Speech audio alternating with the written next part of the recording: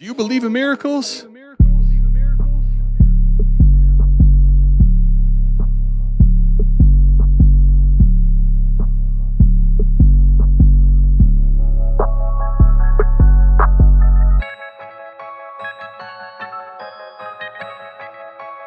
We got Fizzle in the house. Fizzle, what's good, man?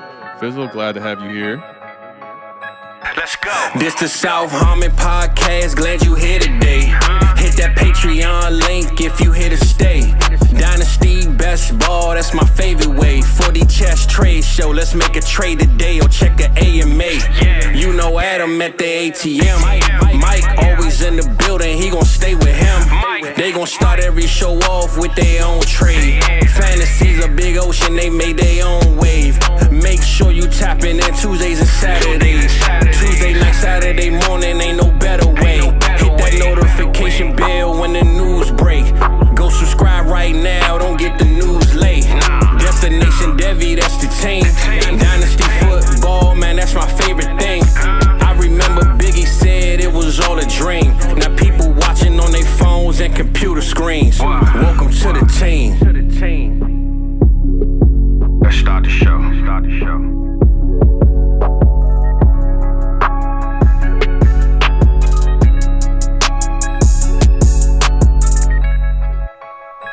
What's good, everybody? Thank you for tapping in.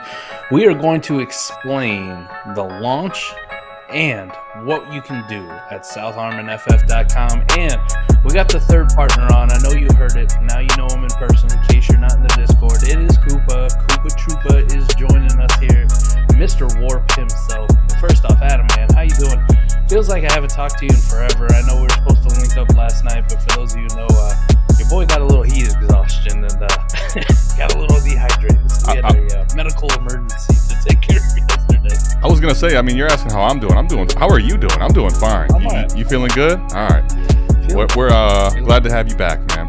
One night off, so not that big of a deal given the heat exhaustion Mike went through yesterday. But like he mentioned, we're gonna go over the website, the launch of it, the WoRP tool, and we do have. I'm gonna be giving away one of the new hoodies that we have. We have some new merch for you guys to check out as well. We'll show you all that. But let me talk to Koopa, man. Koopa, how are you, buddy?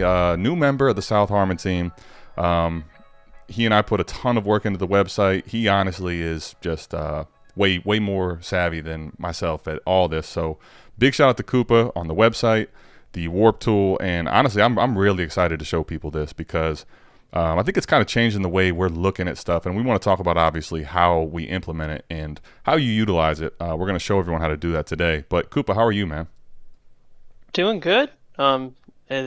Always staying busy, and I'm excited to have this thing out there, and it's really cool to see, even just in my own process, how I'm starting to apply it to my leagues when I'm sitting there looking for ideas for trades at late at night. Like, here, let me pop open this tool and just see what I see when I look at it for the fifth different time. Yeah, no question. I think that's the cool part about it. There's a lot of different ways you can utilize it. There's also a simulator in there, which will show you how that works if you want to go try and, pick over the early first if they haven't already been picked over in your league, stuff like that. But Mike, anything you wanted to talk about with the WoRP tool of the website before I, show everybody the goods back here? First of all, we have people in the building. I will say this: I when Koopa first presented it, right, we heard Scott talk about it. That's kind of where I got the idea.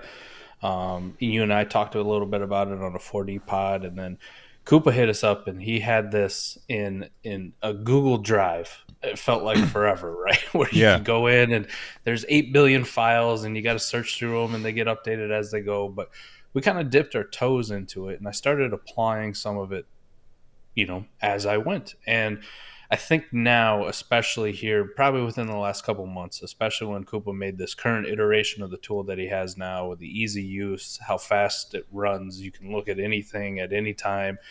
I will say this, there's more and more applications that have been starting to use it, and you and I have done it on the trade show, man. We'll be talking about a trade. I just look it up just to get a glance at, hey, man, what's the WoRP on this? Like, what was last year? I'm very curious what it was. Because there's a big difference between production and there's a big difference between dynasty value. And you can also see positional scarcity based on the league type. which is also something I don't think we factored in enough. I mean, we talk about it in a vacuum. We always talk about trades in a vacuum, but when you can look at it and I can plug in all the settings, like the Saquon Barkley one the other night was eye-opening to me, Adam. I look at it and I go, I know ADP wise, okay, they're within a round. And even if Saquon's going ahead of London, you can still rationalize that in your head. I think market value on those two is vastly different. And then I go and I look at the WoRP and I go, I thought maybe London would be in the top 50, you know what I mean? And then you go, okay, it's a little bit easier. But you look at Barkley in that league setting, that format, top 15 player, and you look at Drake London and it's 105. And you go, holy shit. Right. The difference. Like, I could trade away my Drake London and get a Barkley in a lot of leagues and probably get a plus on it. So little things like that where you can kind of recognize it. And then in the startup application has been so helpful. But the website being launched, you guys worked so hard on it. I'm just kind of the guy who's along for the ride. The only thing I've done is I've contributed a few T-shirts to the website. Let's go, man. Let's go. Let's go, man. That's exactly what I needed to do. But we'll take a peek at that too, by the way. Into this and talk about it. Yeah, absolutely. And also, Mike, while you were out with the heat exhaustion, I did 4 reviews last night, team reviews for the Savage semester. And honestly, you could say Coop was sitting in there. Mike, I kid you not, like, you know how sometimes you get a feel, like you and I have a feel about something, and a lot of times WoRP will confirm it, but it might even confirm it to a higher degree than we think, or we could be like, man, I was actually kind of off on this. 4 different team reviews, 4 different type of leagues, right? Like, I saw a league last night where Kelsey was easily over Mahomes because the tight end premium's so high, right? Gotcha. Then there was a 10-team league where Justin Jefferson is basically worth every quarterback in the whole league. Okay. So, like, when you just think about that, that was 4 teams last night where I saw the WoRP actually really different. Yes. It's another reason if you play in multiple leagues to just take a look and see maybe there's some things you don't even realize, but they're huge positional advantages, and that's ultimately what you're trying to look at. You can't predict what players are going to do year in and year out, but you can say, okay, I want elite receivers in this type of a league where maybe these middling types are sell candidates just because of name value, stuff like that. So all right, that has always been the biggest thing with WoRP, just in general. Quick on it is yes, it's not predictive yet, right? Like, I think there's things we can get there where we can, we have so many other good analytical models. JB Jordan Backus over at Destination Dev, he's always coming up with stuff, right? He's got all kinds of trees, and the correlation between them is getting better and better, it seems, every single year. Now, I don't think we're there yet with WoRP. We haven't figured that part out yet. But even if I'm not, if I just take the names out, right, I'd use the names kind of like an index to find my spot, and then I just look at a range. And I think if you just more generalize it and you base it on positions, on league-specific things, that's the massive advantage you can get over WoRP. You can look at it and go, damn, man, like, out of the top 20 players, 10 of them are quarterbacks, right? There's 10 other guys at other positions that are worth something, but half of this is quarterbacks. It means I should probably be emphasizing quarterbacks in this league. I should be emphasizing elite upper echelon quarterbacks. Whether you think the guy is actually in there, like Justin Herbert's always a good one. If you look at his WoRP last year in just about any league setting, it's I'm not going to say bad, but it's more pedestrian. It's just not what you expect. But if you put him in that upper tier, if you think he's going to get back to that, if you think he's going to do, you need to draft him as such, as well as the rest of the quarterbacks in that WoRP range. So I think that's been huge. Yeah, I'm 100% with you. All right, so Skeletor says merch is fire. Appreciate that. What I will say, if you do want to have a chance, if you're here, you might as well take a shot at getting the free hoodie. If you want that, let me pull someone up who put it in. Hashtag shit hoodie. Put this in the chat. Let us know that you do want a shit hoodie. If you want a shit hoodie, you got to tell us and put that in the chat so that I can. I have a little tool that Brandon showed me, which will be able to pull a random winner out of all the people that put that. So if you don't put that, you don't have a shot at the free hoodie. So make sure you put hashtag shit hoodie in the live chat. Anyway, without further ado, let's stop talking about it. Let's show you. Let's let them in, Mike. All right. So this is the website, right? Cooper, let me ask you, are there any things you wanted to specifically go over as I'm kind of scrolling through this, if you wanted to drive or guide me? No, once we get to the WoRP machine in the simulator, I think that's where to put the focus from me. But okay, cool. I will say that because you're currently logged into your account, that top left bar, yep. you've got the WoRP worshiper that's telling you, hey, you are signed into your account. If you don't see that, that means you just aren't signed in. You got to log in order to be able to access everything. You'll see That'll say home, like the free tools and home and stuff like that. But, yeah, all these things that you see here on the left, when I click it here, right, home, WoRP, simulator, ADP, those will all be there. The simulator won't be, but a lot of those will just be standing there on their own. When you see WoRP worshiper like that, that means you are logged into your account. So this is just our homepage real quick. There's buttons there for the WoRP machine and the South Harmon store. You can get to those easily that way. So just to show you here, we'll go take a look at the store. We'll see what Mike cooked up at the store, man. Mike's been been working. We got a few things here. We got a bomber jacket with a little shithead on it, one of the new ones. Got some tank tops, some girls premium V-necks. Mike's favorite, fantasy football is like life.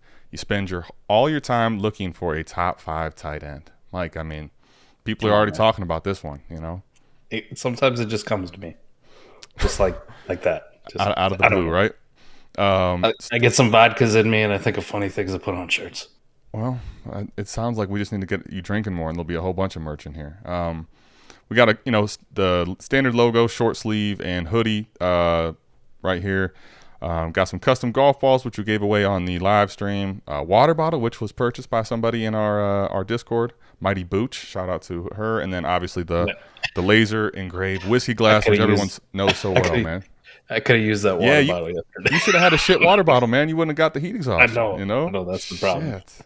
So, yeah, you can take a look at all that stuff if you have any questions on it. But make sure if you do want the hoodie, you are taking a look at that. So that's the store. Listen, the next thing in the works, man, and I'm gonna get it done this weekend. Is we start everyone off with our guy Fizzle, the great song he made for us, and then the intro video. So we're gonna have a "Do You Believe in Miracles" T-shirt. Yeah, man, I'm looking forward to that. We gotta get that one out there because I don't know, it's just fitting, and I'm gonna rock that one everywhere.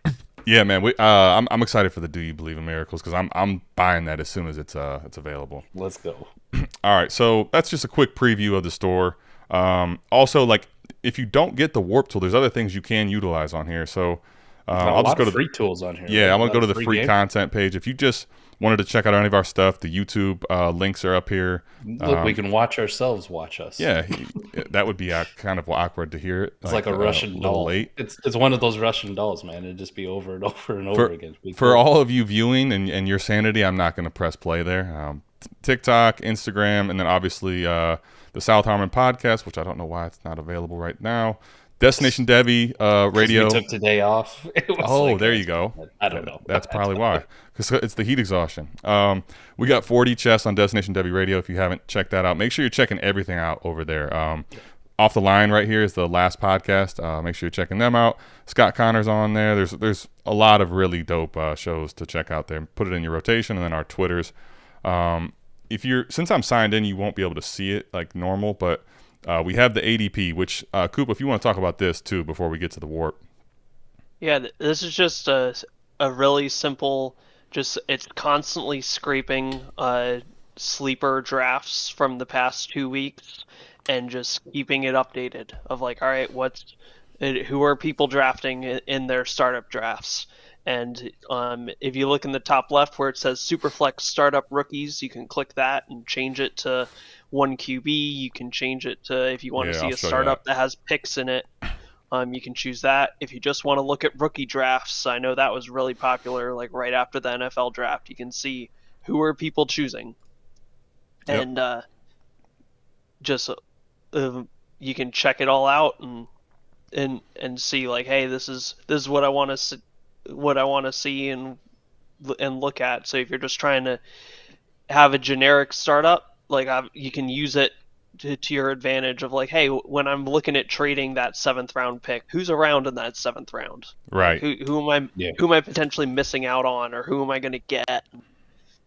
Yeah, obviously, you got to adjust it up and down depending on your league settings. You got a heavy tight end premium. Maybe those tight ends should get bumped up a little bit. But exactly, as with everything, you have to know your league first. Exactly, and this is more so just to track like what's actually happening in leagues and market value, right? This isn't saying you're at the 311, you should take, or 310, you should take Kenneth Walker there. Like it's just showing you ADP and giving you idea of player ranges and values. And you'll be surprised as you check in throughout this, you'll see trends. Like, for example, Trey Lance, as much as Mike and I talk about, wanting to own him, he's constantly trending down. He's below Terry McLaurin right now in startup draft. So, like, it's crazy, right? There's going to be things all the time where you're like, what is going on? But it gives you – these are real money leagues. There's 1,640 drafts that this is pulling from, right? So, like, it shows you that this is what the people say, man. This is what the people say. Smart or not, we can't speak to that. But,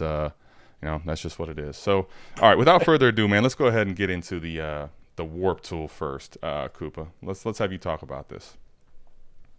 Yeah, so maybe if you haven't been listening to all this stuff and the mentions of WoRP, WoRP stands for wins over replacement player. So it's a single number that's just, hey, we're going to give you how valuable was a player compared to another player. But the fun thing about it is with the way it's calculated is you can compare that across positions.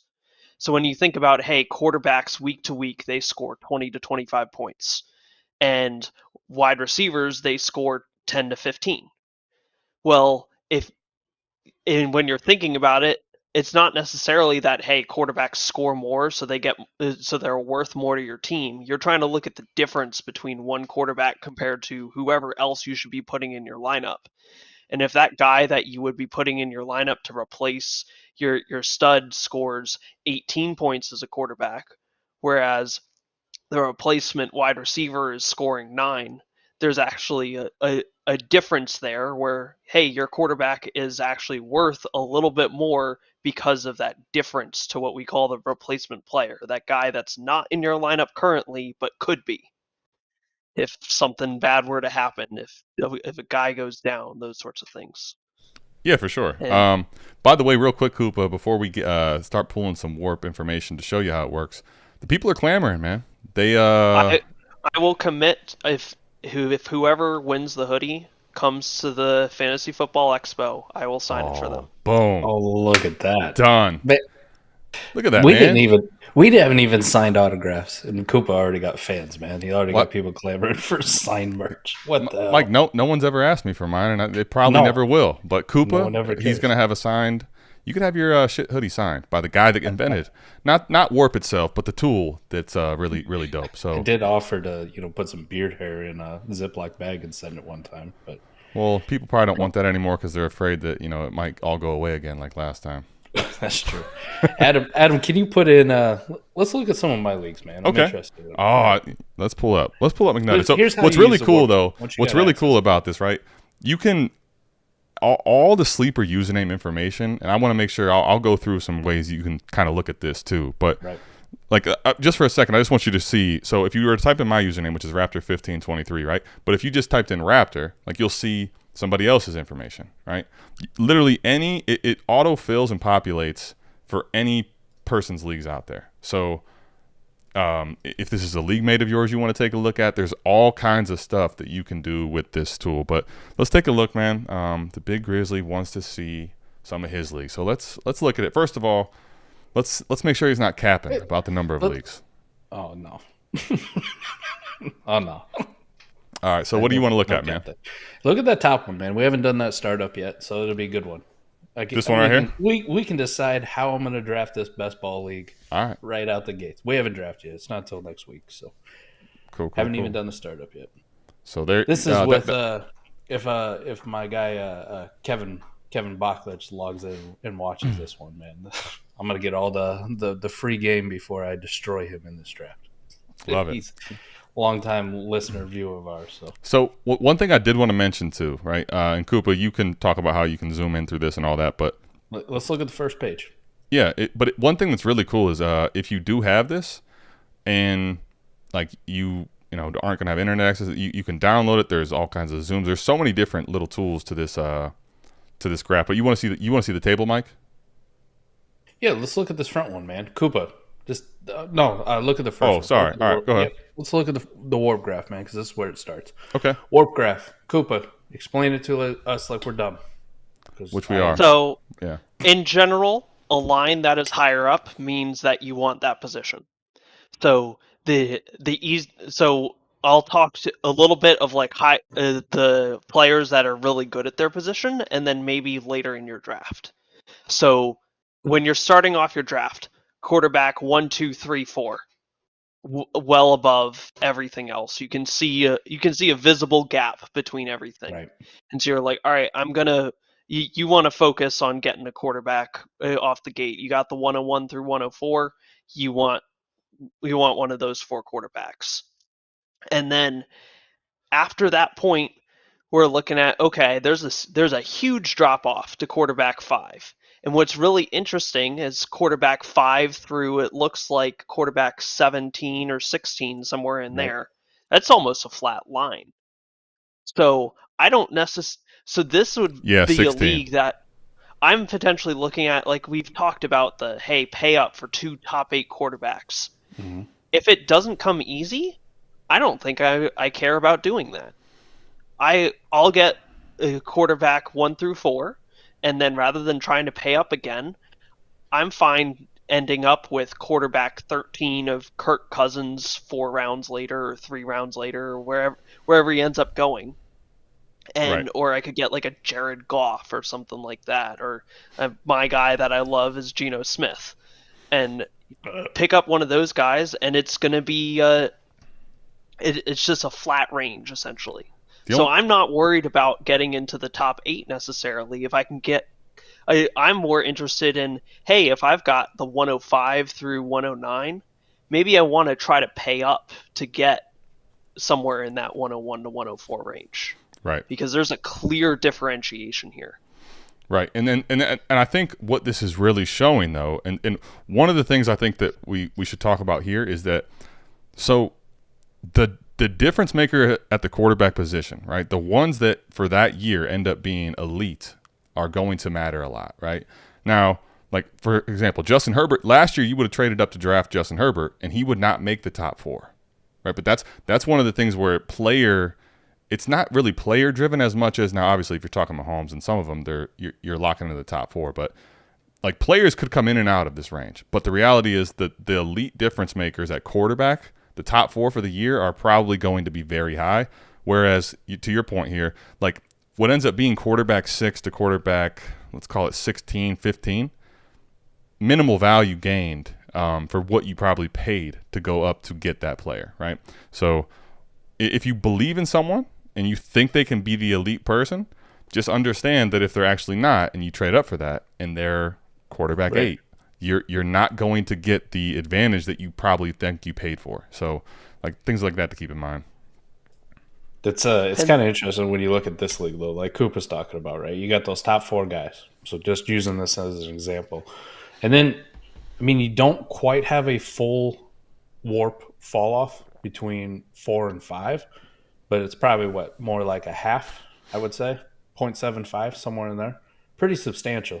The only other one where you see which is that dramatic is obviously at the tight end, where it's Travis Kelce, and then just boom, it just takes a dump after that, and that bottom bar of the tight end, man, stays there for a long time.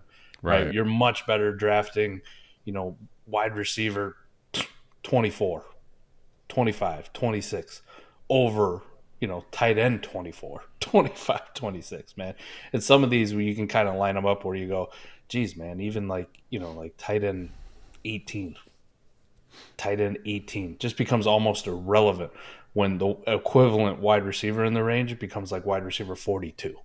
Right. Like where you correct. go, the difference between, having a tight end 18 or having wide receiver 42 is basically the same thing. So I just kind of use, when I look at it anyways, until I dive more into it or really like start hammering down, just my dumb ass looks at it and goes, man, I like these pretty colors in these graphs, and I kind of want to draft the pretty colors that are higher up than the rest of the pretty colors. And I try to match them up, and I go, well, this 18 is not as good as this 42.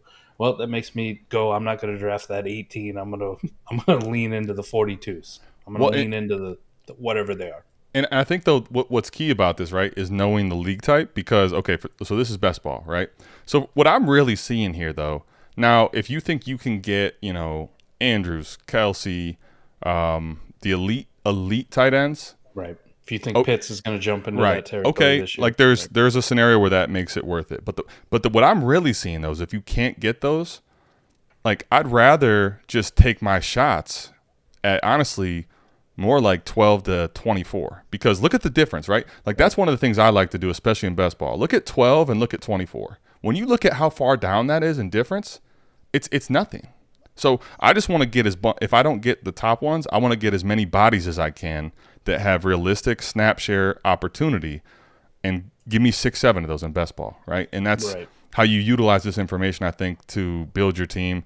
Like Mike said, you're looking at, all these 40s and basically 50 here at wide receiver versus what 24 is. Like I'll take a plethora of the 30 to 50 as opposed to going up and probably getting a DJ Moore type in this, honestly, as much as we love him, right? Like that's some of the things to think about. So the only thing that it won't factor in, right, is what your actual league settings are. As far as there's some like hidden things, just a few hidden things, right? So you look at the tight ends and you go, God, these guys are mostly useless. But then you have to factor in what this doesn't take into account is positional scarcity, kind of like when we do in Superflex. So it is a start 2 tight end league in best ball, where you're going to go, maybe I do want to pay up a little bit more for some of these turd tight ends, right? In that range, Adam, where you go, they're unsexy. Right. But it's a best ball league. Let me get some of these guys on my roster because I have to put 2 in my lineup every single week. Actually, Barry was asking, so it's a good point. So go ahead, Mike. Tell us the scoring and the format. Best ball, start 12, super flex. Obviously, I don't play in 1 QB junk, though. Koopa does not discriminate on ADP or in WoRP. You can look at all of that depending on your settings. Super flex, start 12, best ball, 2 tight end, and scoring wise, I don't think it's too crazy. You said 1.75 tight end premium, correct? So you have a 0.6 or a 6-point passing touchdown, which is a little bit. Big play bonuses, receptions, 1 point for a reception, an extra half-point bonus for running back receptions, so they get 1.5. Wide receivers get 1.25. Weird.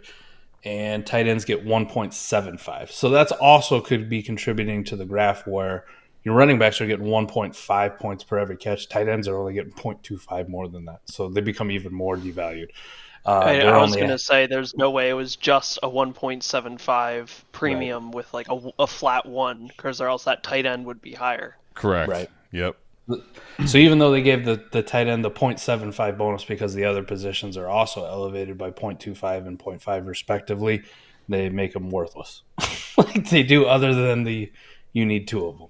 But it looks like, Adam, like you're talking about, really what's the difference between, tight end, I don't even know who the hell that is, tight end 5 and like say 30. Well, I mean, we're talking about 0.5 WoRP difference at best. I can pull it up on the table if we want to get there. But before we do that, I wanted to see if there's anything we want to talk about. Also, let me acknowledge real quick, Dustin, really appreciate the super chat. He says, keep grinding, love the content. You showed it there on the screen too. Like you can hover over those dots and they actually tell you on the graph. Right. Like another cool feature. Yep. Make sure to do that. Evan Ingram was tight end 5. Right. His WoRP is 1.13, right? So, Coop, I don't know if you want to talk about like what that means as far as the wins over replacement player. So what that means is in a theoretical sense, over having to have put in the worst guy that would have made your lineup every single week, you would have won 1.13 more matchups. And so that's all based off of by having Ingram on your team. That's all probabilistic based. Obviously, like you aren't necessarily going to be matched up against the perfect team that you're going to win a matchup if Evan Ingram does really good that week. But on average, compared to if you have an average team and the opponent has an average team, that's the value that Evan Ingram gives you. Right. And so that's useful because that 1.13, if you like slide over to say it looks like probably running back 13 and wide receiver 19 or so, that's where they all line up.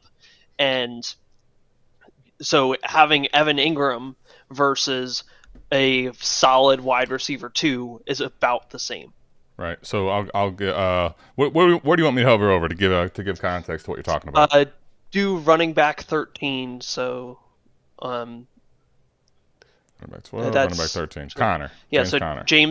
James Conner and Evan Ingram were really close last year. and go wide receiver. What is that? 19, 20, 21, I think. Terry McLaurin, 1.14. Terry McLaurin. So all those guys were right around the same in terms of their value to your team. Right. And it's actually kind of nice that we have 3 guys that are on that older side of things in terms of for their position. So you can kind of compare them for like, okay, value-wise in this league, you should value each of those 3 players around the same. Because ultimately we're looking at this, you have to put a dynasty spin on things. Correct. Yes. Like running back 1 versus wide receiver 1 that are their dots are on top of each other along with Kelsey. Well, yep. I can tell you right now, wide receiver 1 is Justin Jefferson. And Justin Jefferson is so much younger than the other 2 are. Yeah, Austin Eckler and Travis Kelce too. Right. So by far and away, I'm drafting Justin Jefferson first because he's got so many more years left in the league. But just knowing that, hey, this is the relative value for each for these finishes for each player, that can kind of help you. And so looking at this, you can be like, well, any wide receiver 2 is the same. So if I have the choice between a guy that's going to finish wide receiver 2 who's on the older side and a guy who can finish wide receiver 2 on the younger side, I'm going to go with the younger guy that's going to finish as a wide receiver 2. Right. Yeah, for sure. And I mean, but that's kind of what makes Justin Jefferson so ridiculous is, you know, he's if you look at a lot of the if you look at it, right, Tyreek Hill, Devontae Adams, Stephon Diggs, A.J. Brown not necessarily, but getting there, right? Like, if you look, these guys are old. So right now they're devalued, and that's why we talk about all the time on trade shows and things, try to go buy these guys. Because even though they're aging, like they could win you a league, and for 1 year, it's worth buying at a discount. Whereas Jefferson is young, and he's beating Tyreek Hill by 0.4, 0.5 in WoRP, and he's incredibly young. Like, that's what makes him ridiculous. But yeah, I love looking at this, and I think we can maybe show a couple other ones. But just we're looking at this league right now just to show how the tool works and ways to use it later. But right now, this is kind of like what you'll see in your league, and then obviously you can calculate this WoRP for any one of your leagues in Sleeper. So let's take a look at the table, and I'll kind of show you how this works. So first thing I always do immediately is pull up 100 entries so that I can scroll through it a lot. You don't like changing pages all the time? Especially not while live streaming, you know, having to. No. You could just say no, man. Not doing it, Mike. Right. Koopa, talk to us about the WoRP table now. So let's go through this and some things you look at that are different than necessarily the graph. So one thing that I like doing if I've pulled it up across the whole season, I like flicking WoRP per game to have it be sorted by that. So if you click on it, you can sort it top to bottom. Yep. And what that gives you is the WoRP per game is calculated anytime a player was on the active 53-man roster for that week.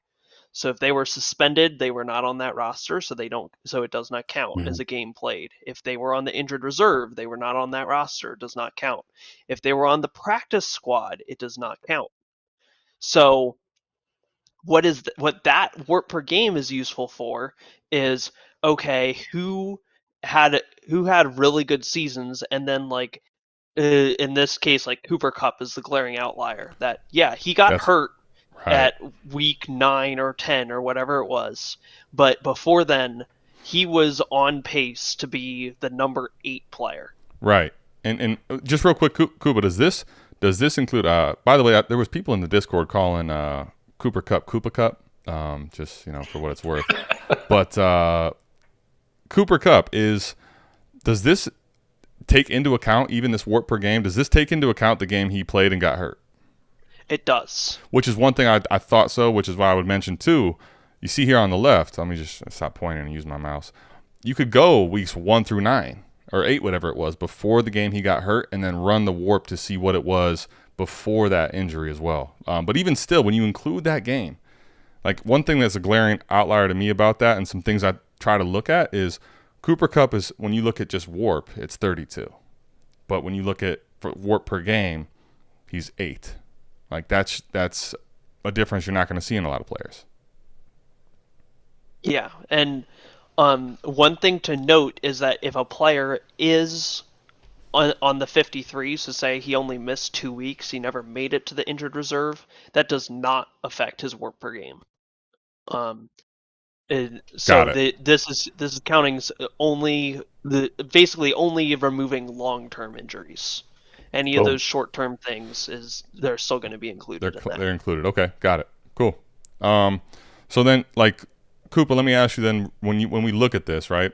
Are there things that stand out to you about the league that you look at here that are different than the graph? Is it all similar for you how you view it, or are there like when you start looking at this, are there players you start to look for? What do you do specifically when you start looking at the WoRP table versus the graph? So I honestly don't use the WoRP table as much. I'm more of a visual learner. Okay. So looking at the graph is the way I like to look at it. Where the WoRP table is really useful is, hey, there's a range of players that I'm considering here. Let me just punch in all those little boxes at the top that say all. Yeah. You can type in here. Tell me what to do. You want and give us a hypothetical. I'll type it in. Search for Devonta Smith. Just the name up in the search bar. Do it in the name field. Okay, name field. All right. And Devonta Smith. Okay, boom. So you do that, it filters out, okay, Devonta Smith, that's what his WoRP was last year. All right, now I see his WoRP was 1.51, so let's delete the Devonta out of there.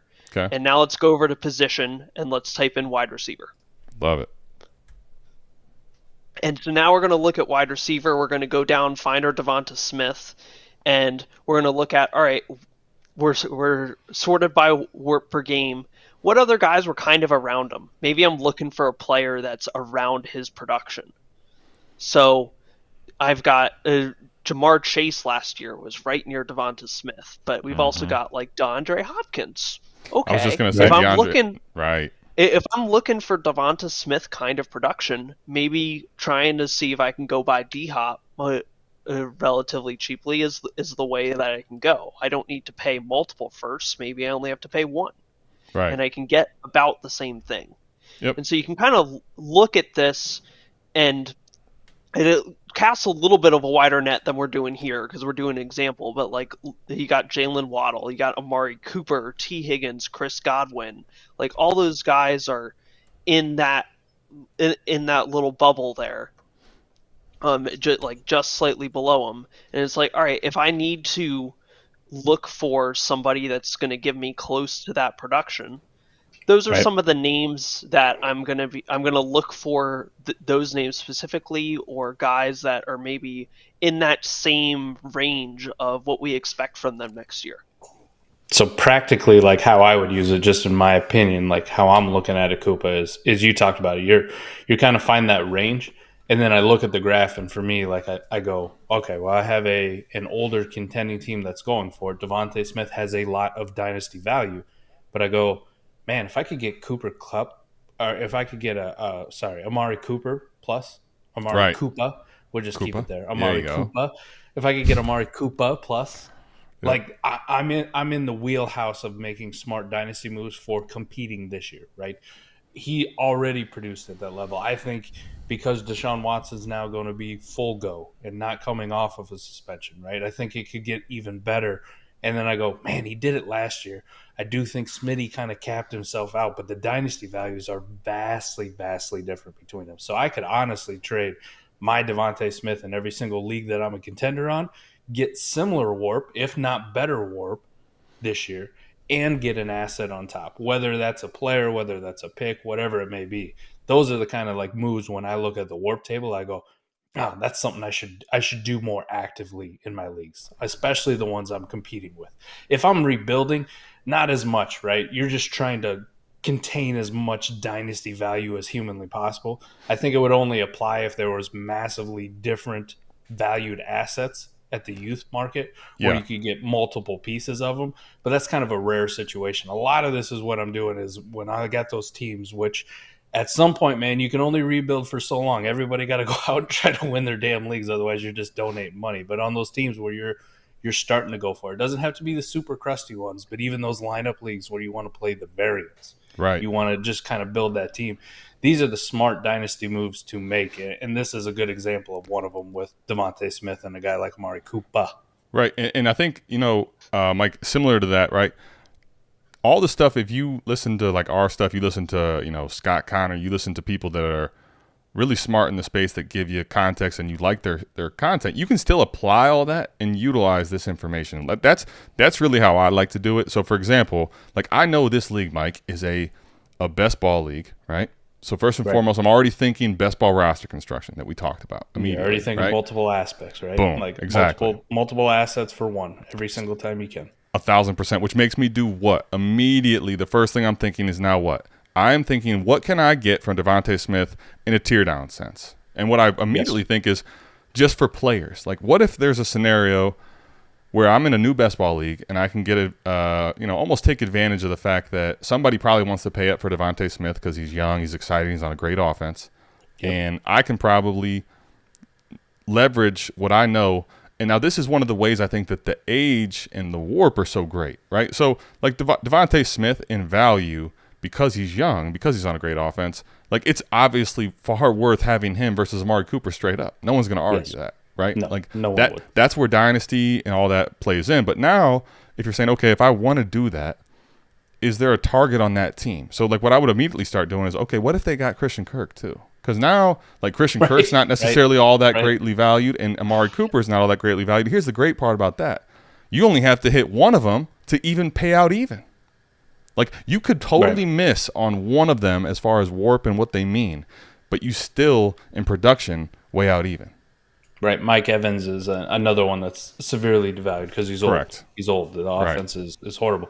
But even if you look at Mike Evans and you go, like, if I could trade my Smitty and some guy happened to have Cooper and Mike Evans, like, what would you think? Would you do a 2-for-1? Oh, yeah, both of these are gross and old. And in reality, Adam, too, even if I'm in a best ball league, if I'm on the rebuilding side and I know my team's not good, that's also a move. I'm also looking like I want to up tier into something that's a safer asset because we can all acknowledge, like a guy like Mike Evans or Amari Cooper, they're one bad injury or they're one horrible season, like looking like dog shit away from just being next to nothing. I mean, Tyler Lockett has been there for, it feels like the last 5 years, and he's still up here producing WoRP, but they're kind of in that tier of just gross wide receivers because of their age. So right, and that's where like if someone's that's the kind of moves where you can look and you can go, well, okay, well this makes sense for me as a contender. Probably makes sense for them as a rebuilder. Maybe we can get something done. Let me get your two older crusty assets, but it's a best ball league. I want the 2-for-1. And if Mike Evans or Amari Cooper come even close to what Devontae Smith gives me in WoRP, I've already broken even on the trade. Anything else I get is just an added bonus. Yeah, and I think that's that's the best ball landscape that we're talking about this league. We can look into lineup and other stuff later, but like those are things I want to do, and then also like combine that with projecting. Like, is there upside for either? For example, like when I talk about Amari Cooper, okay, he played with Jacoby Brissett most of last year, and he was at this, right? With Deshaun Watson, is there a scenario where, like, maybe it's not crazy, but maybe it's a slight bump, right? Maybe it's a slight bump. There's room for growth given the quarterback play, I think, with Amari Cooper. Now, the one thing, like with Mike Evans is, like, I'm still buying in best ball, especially when he's the second on a tear down, but understand, like, Kyle Trask, Baker Mayfield may lower his a little bit. So they even out a little for me now, right? Like utilizing all the information that we have in Dynasty already and apply it to this. Don't just let this dictate everything. Let this be a part of the process. And I think when you utilize it all together is when this works the best for me, what I've like been able to utilize it for. That's I think the biggest thing I want to talk about. So anyway, Cooper, do you want to look at another league? Mike, I know you were saying you want to look at all your leagues today. Let's look at the roster construction tab really quick. Oh, yeah, I was going to say, Don't I'm miss sorry. out on that. Come on, man. Hey, that's Jeez, that's why I have you jumping guys around. here. That's why I have you guys here, Otherwise, we'd be out here, missing this. So this roster construction tab, the way it calculates is it looks at what is the number of players at each position that are above 0 WoRP. And then it just divides it by however many teams are in your league So that way it's easier for you to see for your individual team rather than looking at, man, there's 51 QBs. You can see, hey, there's 4.3 for each team. And so what this is helpful for is it kind of lets you know, hey, as it gets later on in the draft, what position do I want to just target to fill out those last few roster spots? So in this case, it looks like we're probably just going to look at wide receiver to fill them out at the end. And then also, how many spots on your team are the guys on there not really even necessarily worth the roster spot if you can grab somebody that you know is going to give you or has a high likelihood of giving you a positive WoRP week. So looking at Mike's league, the last 6 guys that he's going to draft are the 6 guys that he's going to be willing to drop as soon as there's some camp buzz that, hey, this random running back might steal the pass catching role, Right. or this wide receiver has the slot role on for this team, or this team's using a bunch of 2 tight end sets, and this guy's the number 2 tight end. He might be seeing the field for 60% of the snaps, like something like that, where anyone speculative is you want to be able to drop for those guys. And then as soon as you hear that, hey, that camp hype was just some reporter trying to write an article and it was all fake, you drop them and pick up the next guy. And so you can, okay, I've got 6 spots that are just going to rotate constantly. And it is helpful to know that. And if you pull this up for a lineup league, I don't know how many lineup leagues you got, Mike. Not many. Yeah. Go ahead. You can hit it up. All right, let's go over to it. Click it. Go to butt stuff. I was going to go say to butt stuff. Definitely a lineup league. Just a name like that means it has to be lineup. So we'll click on this, Koopa. Hopefully, if you need to go back, it's already drawn up. So look at that. Wow, pretty quick. Look how quick that was. Wow. So the cool thing is that once you've calculated it once, I save the results. So all I have to do is reload it. Got it. So the first time you do it, it might take it a minute in order to load if you're doing a new league or a new year or something. But if you've done this before with a league, like, all right, you've got it taken care of. Yep. So let's jump back to that roster construction tab really quick. Sure. So in a lot of lineup leagues, you're going to notice that droppable number is extremely high. And one thing that I want to talk about is if you've listened to a lot of the roster construction series, specifically when Scott first did it with lineup, he talked about how he's like, yeah, I want as many of the top 50 wide receivers, usually like 7 or 8 of them, and then I just want to load up with any running back on a 53. Right. And that's what these droppable spots are good for. Those in a lineup RBs, league specifically, because you have to choose when to put them in your lineup, running back is the one position that you can actually choose, hey, I want to put this guy in my lineup this week. Maybe a backup quarterback you can, if you have like one of those high value backups that's like one guy that I've been looking at for this year is Gardner Minshew. Like, he just happens to have put himself in, hey, I'm in a good situation in Indianapolis where they're going to be gearing around this young rookie, but maybe this guy, I'll know when to start him because I'll know when Rich is not starting if he's not. But having any running back fill in those droppable spots is where you want to be in a lineup league. And so what I'm seeing here is, all right, I've got 4 running backs that are actually good. And then I've got 13 and a half that are going to be my speculative guys. Right. And maybe I'll turn 1 or 2 of them into a speculative tight end, a speculative wide receiver, or something like that. But in general, this is a league where I'll probably roster 14, 15 running backs. And that totally fits with this roster construction that you see right here. Right. And also, like in this format, right, a lot of those are, because they're the running backs, you're just rostering bodies, really. And then let's say 4 or 5 of them end up having a role where you want to keep them. But you're going to end up probably it's why it's droppable. You're going to end up dropping a lot of those throughout the year, right? And trading them away or getting rid of them to keep bodies in there for that roster construction. So I think that is good to note that, Cooper. Very good. The only thing I have like to ask a question about it, and you put it down there, like take all this with a grain of salt. Like this league specifically, just because I'm in it, know the settings. It is a 2 tight end league. So like what would lead it to say optimal roster construction to only spit out 2.75 tight ends on the league? Is it because it's only a half point premium? Like it's nothing exciting. You can just it's just factoring in some of these tight ends in the droppable category too. Like anybody who just could sneeze and play tight end. That's what I was going to say. Category That's what I was going to guess too.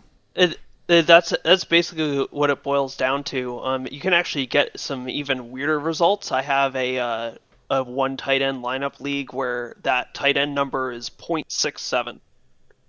Oh. And it doesn't even say, it's not even 1, and it's a start 1 tight end league.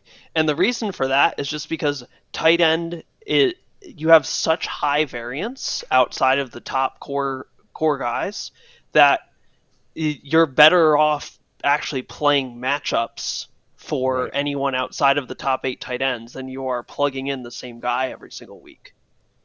And so with this one, when you see that 2.75, it's actually beneficial to you to plug in a guy every single. Both of your positions have like 2 solid tight ends, and plug them in, even if they're both top 24 guys. Like they can be both top 24 guys and plug them in every single week, and you are getting a benefit. But if that number is less than the total number at that position, then you're looking at a situation where say that number was 1.75. If you don't have 2 of the top 20 tight ends, then it's actually better for you to be streaming that second tight end spot for your team. Which is where the droppable kind of comes into play then, right? Yep, because then that droppable is you're trying to stream. Maybe instead of having as many running backs, you're having a little bit more of those speculative tight ends just so you have a easier time playing matchups. Yeah, that makes a lot of sense. Yeah. That droppable can flex to whatever position you need. And so that's the whole point of it. It tends to be in lineup that running back is your better bet of being able to take advantage of those roster spots. But if your lineup is a little out of whack, you're trying to find a way to fill a position, you want to have more speculative assets in that sort of range. I was going to say, he says this tracks with the original 1430 I had initially in my lineup construction series. You want to be at beer 50% running backs with many of those flexible spots. He ended up correcting it at the best. I liked it better when it was beer, but it's much better if it's beer. Just saying. But yeah, I'm in. Scott, appreciate that. And Rip is in the chat, and he does do a beer every 50. It feels like. I mean, I can tell you, he wasn't there last night, but I know that's actually that's what do they say? That's no cap. That's no cap. Here's an interesting one. I want to look at one more just from the roster construction. I believe it's Shit Savage is the one where we don't actually have a tight end position, but it's three PPR for a tight end reception. All right, like something stupid like that.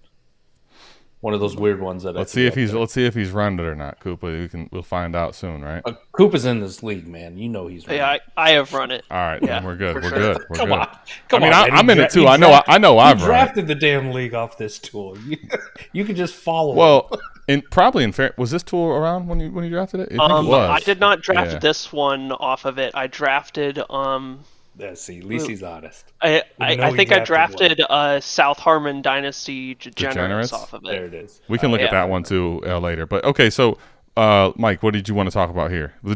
One thing that's crazy about this though is the droppables at minus. So that was one thing I already knew. When I want to know what that means, Koopa. What that means is that there are more players that are going to score positive WoRP over the course of the season than can possibly fit on every single roster. Holy shit. So that means that theoretically there are a few guys, and 0.58 is 7.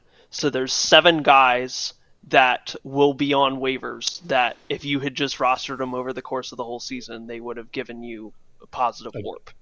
Some of that comes from the fact that this is a best ball league. So in best ball, the way I calculated WoRP is you can't get a negative WoRP because you can never hurt the team by being in your lineup. Right. Because you won't Right. be in the lineup because you will have gotten replaced. Right. So it just means that there are theoretically, if we all had the best players on our team over the course of the season, they at least hit the lineup once. All right. Well, look at this one, because I thought this was interesting. We don't actually have a tight end position in this league, right? It's just another flex. We took the tight end out. Roster construction's telling you, because it's 3 PPR, carrying 8 of these guys. 8. And that's across 12 teams, right, Koopa? So that's 12 times 8. Yep. That's a ass load of tight I was about to say, like, that.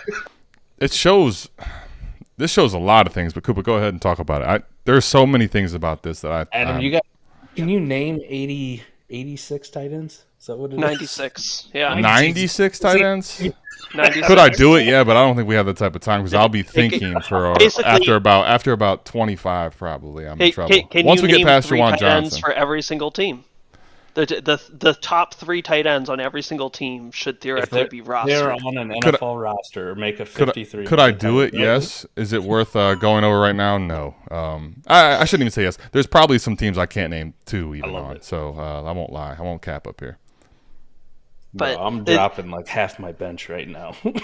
you look at the variance for a lot of these a lot of the tight ends, and that's kind of how it happens. Is like we have every reception from a tight end is 3 points, and then this is also like a start. What is it? 13. I'm pulling up on my phone right now. I got to pull this league up to make sure I can give the context right. It start a ton, and so when you look at who's going to be that 14th player, a tight end that happens to like pop off and catches 2 passes for 20 yards is going to score 8 points because of the scoring in this league, right? Yeah, and they'll squeak into that 14th spot, and that's how we end up with this 96 number for tight ends. See, this is why, like, man, there was so much on. I did 4 reviews last night, and I noticed how different they were from league to league. And I think, unless you're in a bunch of just like standard vanilla leagues, I'm telling you, you will be shocked at things this will spit out to you that either confirm your beliefs and biases or tell you you're off. Like, for example, this one here. So this is a 2-point tight end premium. So it's 1 point per catch, but then a tight end gets 2, right? So a tight end gets 3 points a catch versus a receiver's 1, which, if you think about it, they don't have to do all that much. Like, a tight end that gets 5 catches for 50 is absolutely insane, right? Relative to the scoring. So that's where this number shifts so much. Yep. I know Barry's asking to see the graph, so let's show this. All right. Because Barry, Kelsey yes, is absurd. Well, I almost don't want to see this because I don't think I have them, and I don't want to know. But oh my Number goodness, 1. Over 3 too. Wow, just barely over 3. But that's tough. But that's tough to do given that. Look, the next one is running back.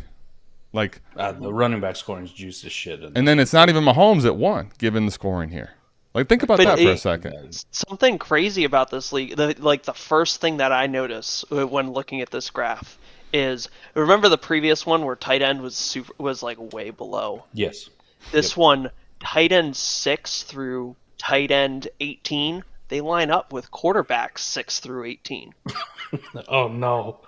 So you're looking at, we were talking about like Evan Ingram's tight end number 5. Evan Ingram was worth more to your team than every quarterback that's not a top 6 quarterback. Like, that's where you have a league with weird settings because somebody was just having fun with all the numbers and everything they could change. All of a sudden, you have a league where intuitively you're like, I might have an idea of what's going on here, but you can really dig into, hey, what is that relative value between each position? And it distills it down to a single number. One thing I wanted to talk about with this chart in particular, and I think one of the reasons I love the graphs is they to me they tell a story, right? Like, it's a little bit of a storytelling thing once you start to look at enough of them. Look at how this goes once you get to, now I know it's different per position, but if you look, it's almost the same starting at like in between the 6 and the 12. For all the positions, they just kind of tear down the same. So literally, it's like if you don't outside of the elite ones, it's just bodies. Like it's just randomness to me. It's crazy when you see something like that because it normally doesn't quite shift that drastically outside of the elite ones, in my opinion. So I don't feel very good about this league, man. I'm in it. I traded down a lot in the startup. The only thing I did can say that I got is I have Bijan Robinson and Deshaun Watson. Outside of that, man, Koopa, I said fuck them tight ends, man. We ain't got to start one. Ain't one making my lineup. I'll be all right. I don't need them. And yeah, I really regret it right now because I just looked at my tight end room in that league and I go, uh-oh,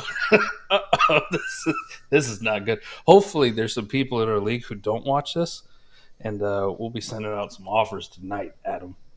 I mean, I was going to say, I think the one thing is, like, I'm looking at 2 leagues here. I know I looked at 4. I've been looking at this for a while. We launched this one, I think, the 12th of May.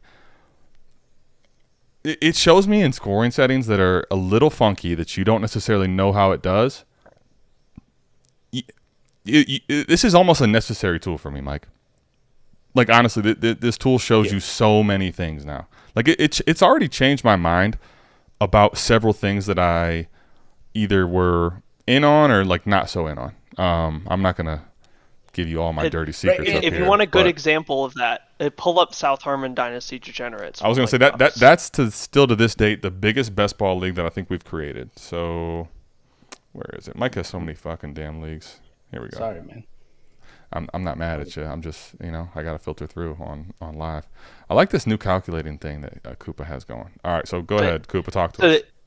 This is the league where, if you remember during the startup, everyone was like, "Man, Koopa drafted 7 running backs." But my first 7 picks. Before we do that, let's talk about the whole league and why you did that and what brought you to that. So, what about the league already brought you to that, or was it just did you run the WoRP initially? I ran the WoRP. Okay. I put this chart out. Everyone at the time we were still doing the Google Drive thing. You did, but I put it out for everyone. I said, "Here's the chart," and then I thought I was just the only one that looked at it because running back was so clearly, by far and away, the position to get. And so I have like 7.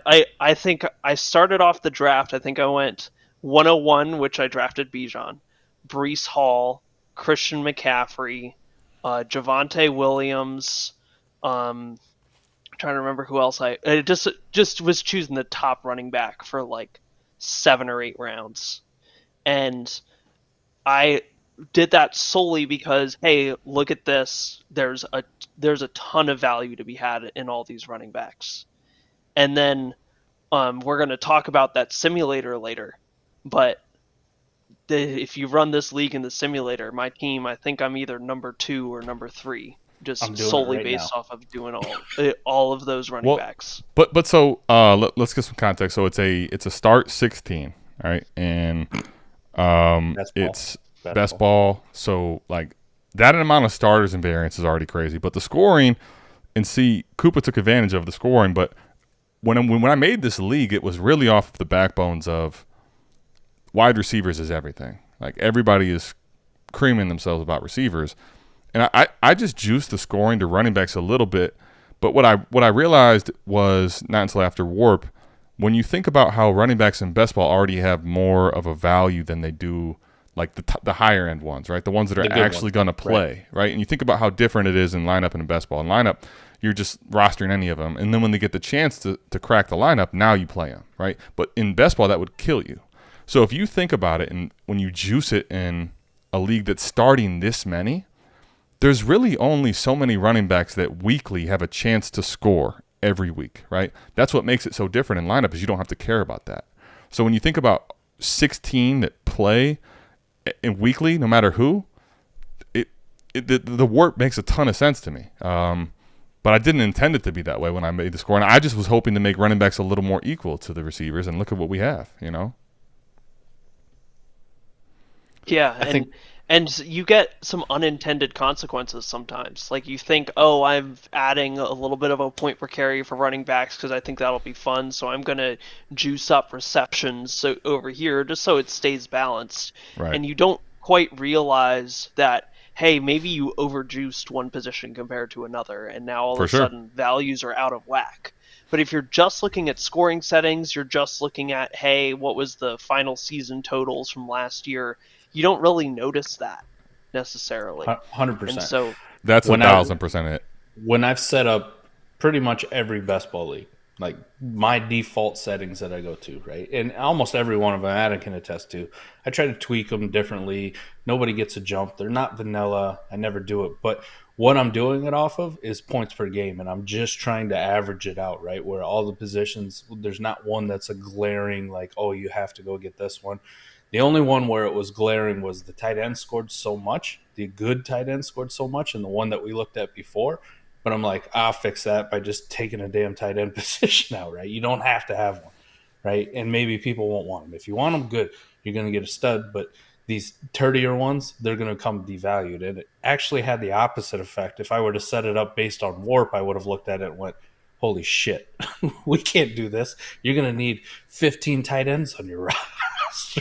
Like Right. half your bench is going to be tight ends. If they make an NFL team, you're going to want them somewhere because of these scoring and WoRP and best ball. So very interesting too that this is completely antithetical to how I set up every single league that I've done for probably the past year. Well, and I mean, you look at it too, though. See, I think what's interesting when I look at the roster construction with Barry mentioned he wanted to see this. Cooper, let me ask you first. I'll start with you. When you look at this, what sticks out to you? And then I'm kind of curious if it aligns with mine or if I'm looking at something different than you are. So what I'm seeing is that if you compare this to the previous league we were looking at, our total running back and wide receiver numbers aren't that terribly different. If you remember our previous league, it was like 9.7 for the running back and wide receiver was like 14 and a half. Exactly. And That's what I was this looking is at too. something that kind of comes from experience of looking at a bunch of different leagues. If you need different leagues, it starts with my sleeper username. I'm in 20, and I also made like 15 generic leagues just for you to look at For context, and get right. for context and get a feel for like what do these numbers show for each different league. And what I'm seeing in this one is the total number of running backs and wide receivers isn't that different. But when I saw the graph, That's those what I was running going to get to. backs Okay, I'm glad we're on the same were page. were valued a ton. Right. And so what that means is I want to invest early in running back and late and later in at receiver. Right. And that's where I messed that wanna up early, fill and I out. was like, damn, I messed that up bad. Because I got Jefferson, and I have a lot of the higher-end ones. But the reality is if you want 14 receivers, maybe you want one top-tier guy. But outside of that, you'd rather have the running backs and then backfill at wide receiver, which like you're going to have a lot more chances at receiver, which guys are going to get snap share and have a chance to pop in your lineup than you are at running back once you get past like probably 30 and 40 running backs. And some of where that value ended up falling to me at the running back position was the fact that this draft was done in January. Correct. January was the month where running back is the lowest because everyone's going, man, these backfields are going to get blown up. It's all going to change. Right. But you just have to trust that if I'm picking a good guy, that he's still going to get some amount of snap share. Like, even now we're still talking Dalvin Cook because we don't know where he's going to go. But Dalvin Cook, wherever he goes, he's probably at least the 1A of a two-back room. Right. And that 1A is going to get at least 50% to 60% of the touches at a minimum. So if you're talking somebody like that and you look at this league and you're like, man, this running back value is juiced. Well, Dr. B. Dalvin Harris Cook out here in Greece, man. is worth it compared to just trying to grab, hey, can I go out and grab like Tyler Boyd or somebody like that? Like, depending on where Tyler Boyd and Dalvin Cook are falling in your startup draft, because at a certain point, I'm sure Dalvin Cook was falling down into like the 11th round at one point this offseason. Like, that's what I was going to get to. Mello, I don't think anyone was asking you who owns Cook in this league. No one cares, Mello. and so you just want to have an idea of, okay, this is the range that these players are going to fall into. Dalvin Cook is probably going to finish, regardless of where he ends up, somewhere in 10 to even like 25. like depending on what his backfield split is, all those sorts of things. And so in that range, it's better than almost all the wide receivers. So if you want to score points, you're trying to win this year. Right. Dalvin Cook is a good investment. Vastly different though if you're on the other side where you go and you're like, I should sell somebody on the fact Dalvin Cook is good for this league, and then go try to get an equivalent value asset that as a whole the league is going to value more in the dynasty value market. So I think that's probably the biggest point or difference between the WoRP, like how you use it, is where you look at it. And you can kind of know if you have those rebuilding teams. Yes, the market may not be there, but this will give you another edge to go, I'm not going to just sell them dirt cheap, right? Like I'm not selling Dalvin Cook for Jahan Dotson, right? I'm not, even though in a general value sense, you go, we get into week 2 or week 3, I can show somebody the WoRP graph of what Dalvin Cook is producing relative to the rest of the league and go like, this is an investment you should probably make if you're trying to win the league. If you want to win, right? And don't scrap with Texas. I'm late. Is there a place to pick up this calculator? Yeah. So this whole thing is basically us talking about the website, but it's going to be 80-90% the WoRP tool. So if you go to southharmonff.com, you'll be able to scroll up here. This is on the left side. You'll see this says WoRP Worshiper. That's when you are logged in. But over here, you'll have a chance to. I guess I should just go do it real quick. I'll go to the homepage. You'll see here on the homepage, if you just go down, there's the store, and if you hit the WoRP machine, you'll get right back to this calculator that we are looking at right now. So if you are interested in that, that's where you can buy. Whether if you want to do a full year, you want to try a month first. That's where you can do that. So. Adam, let me touch on a couple things, and let's go look at the league simulator, which should be really good because the discussion we've already had. Boom. So let's. This is also here, something we put in the. We put this into the WoRP tool. Go ahead. First off, before you leave this page, though, one of the things too, if you don't, you go back to it. If you don't have a league or you just want something generic, Koopa's been pretty awesome. Where his username is auto-filled here, and Adam, if you go to your league, he has a lot of generic league settings already in there, just based on tight end premium, super flex, best ball lineup, the whole works. So you can just click on a generic league, it'll pull up the WoRP for that one. Another thing too, down at the bottom, I know it says it there, but for those of you who don't like to read the fine print, which is completely fine, one of the easiest things to do, if you have a league that's on MFL, just make a league on Sleeper with the exact same scoring settings. You don't even have to put people in it, but just make the exact same settings, scoring settings, lineup settings, the whole works, whatever you're starting. And it'll auto-populate. Go to it, and you can look and you can see even on your MFL leagues exactly what you're doing over there, what the WoRP would look like for that league as well. Yeah, I think that's another thing too. If you have a league in any type of platform, if it's standard enough that you can put the scoring, even if it could be equal, like literally the same scoring, or even if it's very close, this will show you realistic opportunities of like what it is and give you context, even if your league isn't currently on Sleeper. So I wanted to make mention of that too. One last thing for support is it does support IDP. Right. So we weren't showing any league so far. You want me to pull one up real quick with IDP? Pull that IDP league up, that messed up one.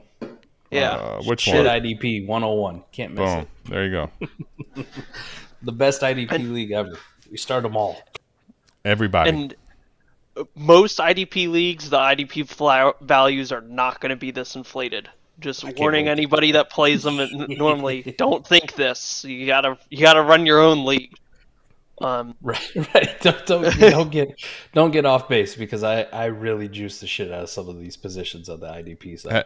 Had you run this one, Koopa, yet? Has none of us run this yet? It's probably because you start 22 or 23 or 24, whatever. No, what the answer is there's a bunch of people running their own leagues right now. Oh, okay, makes sense. That's cool. That's good. That's good info. The server this is on is I can see we've got 5 of them queued up at the moment. So and this makes sense. Well, we'll wait it out. This is one of the leagues. I mean, if we're going to talk about like scoring settings, it is the elite defensive ends, right? Your Nick Bosa's of the world, your Max Crosby's. Those kind of guys score on par in points per game, right? We'll see what it says when the WoRP comes up, but they score on par points per game with what the elite quarterbacks, Patrick Mahomes, Josh Allen, Jalen Hurts, what those guys scored last year. So in points per game, it is ridiculously juiced to those defensive end, outside linebacker positions. Linebackers also very good. If you have a stud inside linebacker, your traditional off ball, your like Josie Jewell is one that stood out last year. I know he didn't play a ton of games, but on a points per game, he was way up there. Your stud guys are going to score a lot at the linebacker position as well. Okay, so immediately the first thing, I pulled some IDP ones because I'm not in a bunch, but I'm in enough to pull them. And this was the first thing that I think you have to kind of get your mind wrapped around is there's a lot happening. There's a lot more colors. Yeah, the colors, the lines, you gotta be a little more perceptive here. So Koopa, talk to us with when we get to this level of intricacy. When you're looking at this is a good candidate for showing some of the features in our graph here. So on the right side where you see the position and you have them all listed, if you click on each one of them, it just hides them. So which one do you want to hide? Hide all the offensive ones. Let's just look at the defensive. All right. So this can help you if you're like, man, that was too many lines. There's 7 of them going across. Now we can compare just our defensive players to each other. Right. Because defensive players can't go into the offensive slots. Offense can't go into defense. But if we're looking at this, all right, Nick Bosa and Max Crosby, those are the top defensive guys. But as we're starting to look at depth, the depth is in the linebacker position in this league. Right. And so if you're trying to focus on, if you miss out on the top 2 guys, you kind of want to be focusing on building your defense around your linebackers instead.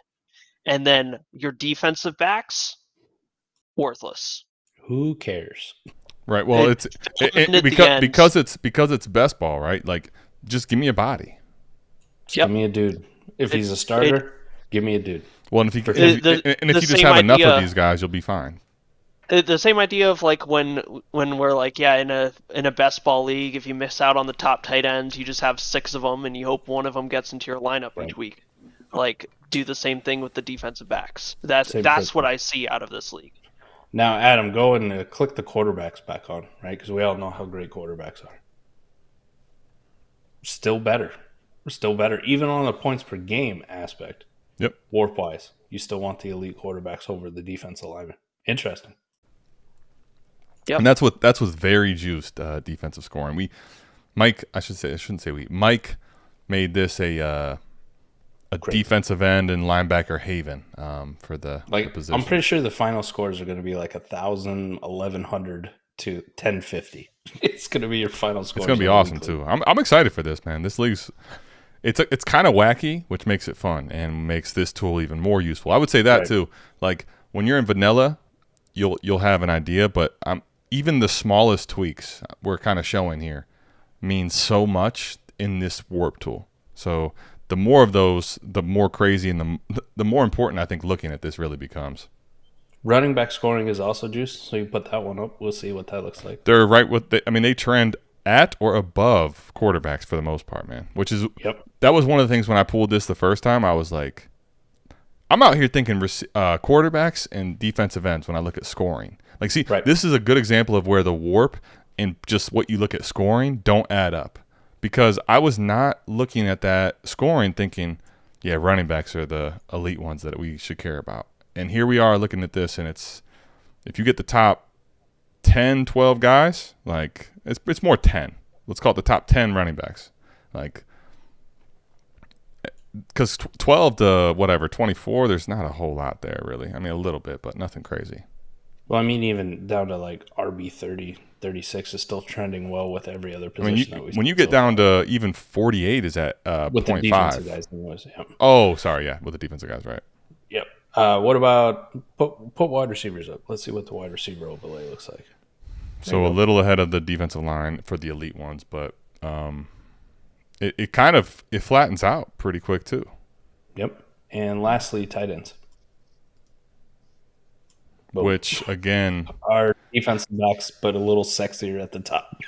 Right. It's basically and Koopa already made that illustration before we saw the color go up. But notice here that like we were looking at that left side. We were looking at 1 through 24. But look at 24 to 50. Right. Linebackers at the top. You talking about the line? Wait, which one do you want me to look at? Well, The very top line is the that very top linebacker line. Oh, got it. Yes, right. Is linebacker. Linebackers. Once you get 20, yep. That's the position that hey, if you miss out on the top guys, you're fine. Oh. Where's your depth in this league? You linebacker can be your push position, which maybe means that you don't want to you want to let somebody else get stuck with the top linebacker because now they're missing out on a top of a different position where the top it's guys more scarce. matter. Yeah, where it's a lot more scarce, right? Adam, hit the roster construction just before we go to the league simulator tool. We'll talk about that because this got to be crazy too. 17 defensive backs. The great part is like it'll show. It shows the story that we talk about, right? Like, all right, you don't have to really invest in the early ones, but the line is so even. Just take them all, right? Just take a whole bunch of them and let variance warp you to the top, right? You don't have to have the elite one because it doesn't mean enough. Like just backfill. Well, this is pretty much showed even with the juice scoring, right? And we kind of seen it in that crazy tight end scoring league that we had as well, where these positions are boosted up, right? So defensive back, defensive line, linebacker. I know the scoring's juiced, but you were probably better off if you just punted those positions all together, invested in the good quarterbacks, the good running backs, tight ends, wide receivers, right? You went offense, and then you just backfilled with a ton of bodies on the defensive side. And Barry, I think I answered it, but Coop, I don't know if you wanted to hit on that too. Why does it want so many DBs? Was it different than I said at all, or was there anything else? It's because it is. If you think about how many points DBs are scoring in this league, I know you don't have the full settings in front of you, but DBs score relatively low. But the thing that scores a lot for them is interception. And whatever our points per interception is crazy. It's high. Which is where variance comes in. And basically, if a defensive back catches an interception, they're hitting your lineup. And so what that number is telling you is, hey, you want so many defensive backs because on the off chance they catch an interception, they're going to make they would be making your lineup.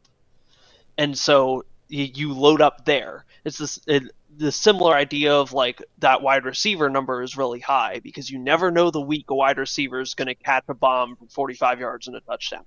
Right. But you want that person in a best ball when they do that. And it's just this league with the way the scoring settings work, that's how it sees defensive back.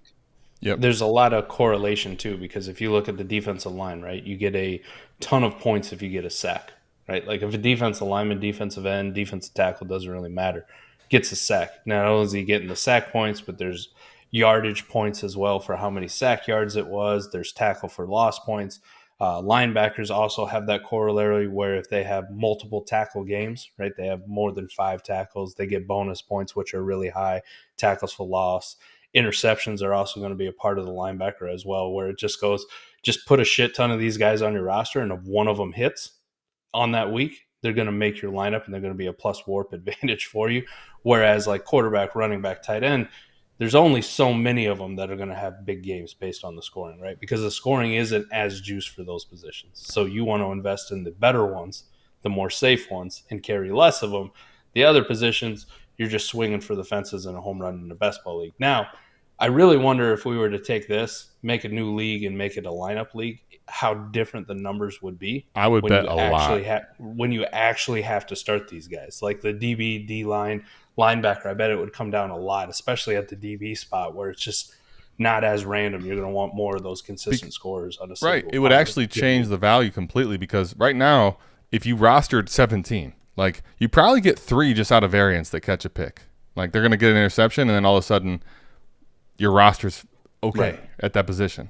But you don't want to just trot out the way back end in lineup. And if you try to pick 3 that are going to get picks, I mean, good luck with that. That is going to be Adam, impossible. I think it's what we were talking about, especially when we did that roster construction series on best ball with Scott. Our biggest difference is that we found out a lot in best ball has always been that, yes, running back position is devalued, but generally in best ball, the amount of scores, the amount of guys who get enough opportunities to score points is so much fewer, which makes them so much more valuable to have the upper echelon guys. Exactly. And carry more elite ones. where the wide receiver position across pretty much all best ball leagues, depending on scoring, right? Because we can juice it whatever the hell way we want, where it becomes a little bit different. But the wide receivers, man, you get the Miami Browns who are plus WoRP on a given week because they caught 2 passes for 60 yards and 2 touchdowns, right? Like those guys exist where the running backs really don't in that realm. I saw we've already had a couple people sub to the WoRP tool, and one thing I was going to say actually is we could probably, Mike, just for the sake of argument, and seeing it actually. So if you're here watching this and you want to know like what it looks like we could probably put this same damn league in Sleeper and make it lineup, right? And see how it would look. Because Koopa, I'm curious. What I was actually going to ask about that is, like, I think not only would it affect the roster construction. Correct me if I'm wrong. Like, I think it would correct the graph some too, wouldn't it? I'm going to give it a go while you guys talk about this. Oh, beautiful. Mike's going to do it on the spot. Let's go. It's going to adjust the graph because you're more consistent guys. Like, when you think of it, the value is over the replacement player. So it's over player number 25. But if you are always above that 25th player, that's never going to change. You're going to have that same difference. But if you end up where you've got that quarterback that's maybe consistently like in the 12 range, but sometimes they have a really bad week and they're dropping down to 30 where they would be going negative. Now those negative values are counting. So you're going to see in a lineup league that the top tier guys that should always be in your lineup, they'll be the same WoRP number for lineup versus best ball. Got it. Okay. But it's as soon as you start getting out of that super elite range that the values are going to drop sharper. Okay. And so a lineup league, the top tier guys are worth a little bit extra compared to the rest of the field, because in best ball, the rest of the field you can make it up because you aren't getting hurt when they're in your lineup, not scoring you anything. So this is how cool Sleeper is, man. I just did it in a matter of like 30 seconds because I just copy, make a new league, change it to lineup, boom, done. So well, all right, let's go to McNutted then. Big shout out to Sleeper for that feature. That's pretty awesome. Right there. First one that came up. Boom. All right. On the spot, man. We're going to calculate the WoRP. Might take a bit on this one. That's okay. But what I love about that though is like see what I've really liked about the WoRP tool is, Koopa, that it includes all the stuff in best ball and lineup, which I think like we found really hard to illustrate at points, but WoRP actually just runs it, and it tells a lot of the same stories, which is crazy to me because I've seen ones where I'm confused, where I'm like, man, this doesn't make sense, and then I look a little further and deeper into the scoring, I'm like, okay, I can see it. But a lot of times it kind of confirms what I'm thinking about leagues, and it's great to have data points for that. Yeah, one thing I see Moose Knuckles talking about this in the chat. If you go to the WoRP table page, on that page is a download button. And so it will download that entire table in a little file for you that you can pop open in Excel or in Google Sheets or whatever your ideal program for looking at a table is. And so you can pull out the individual players that you want. Look at that. I knew it, man. I knew it. And look at the droppable, though. This is the lineup and best ball thing that it's so key. To me, there's a story being told just in droppable. It went to 41. It was negative 3 something on the other chart, which basically means it's all about depth, and it's not at all about depth here, right? Yep. Like, that's crazy. That's crazy. I want to see the graph. Let's do it. Koopa, you want to see the graph? Come on, let's see the graph. Yeah. Well, and what's interesting is you look at those roster construction numbers.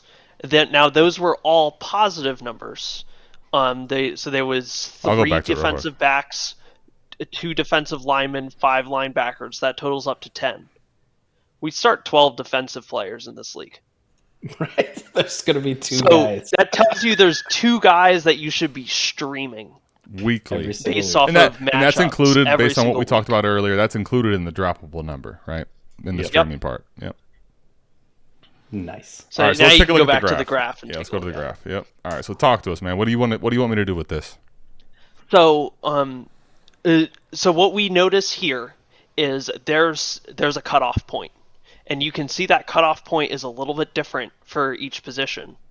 But but quarterback, defensive line, defensive back, and tight end, they all cut off like that 30-ish range. You only want guys above that.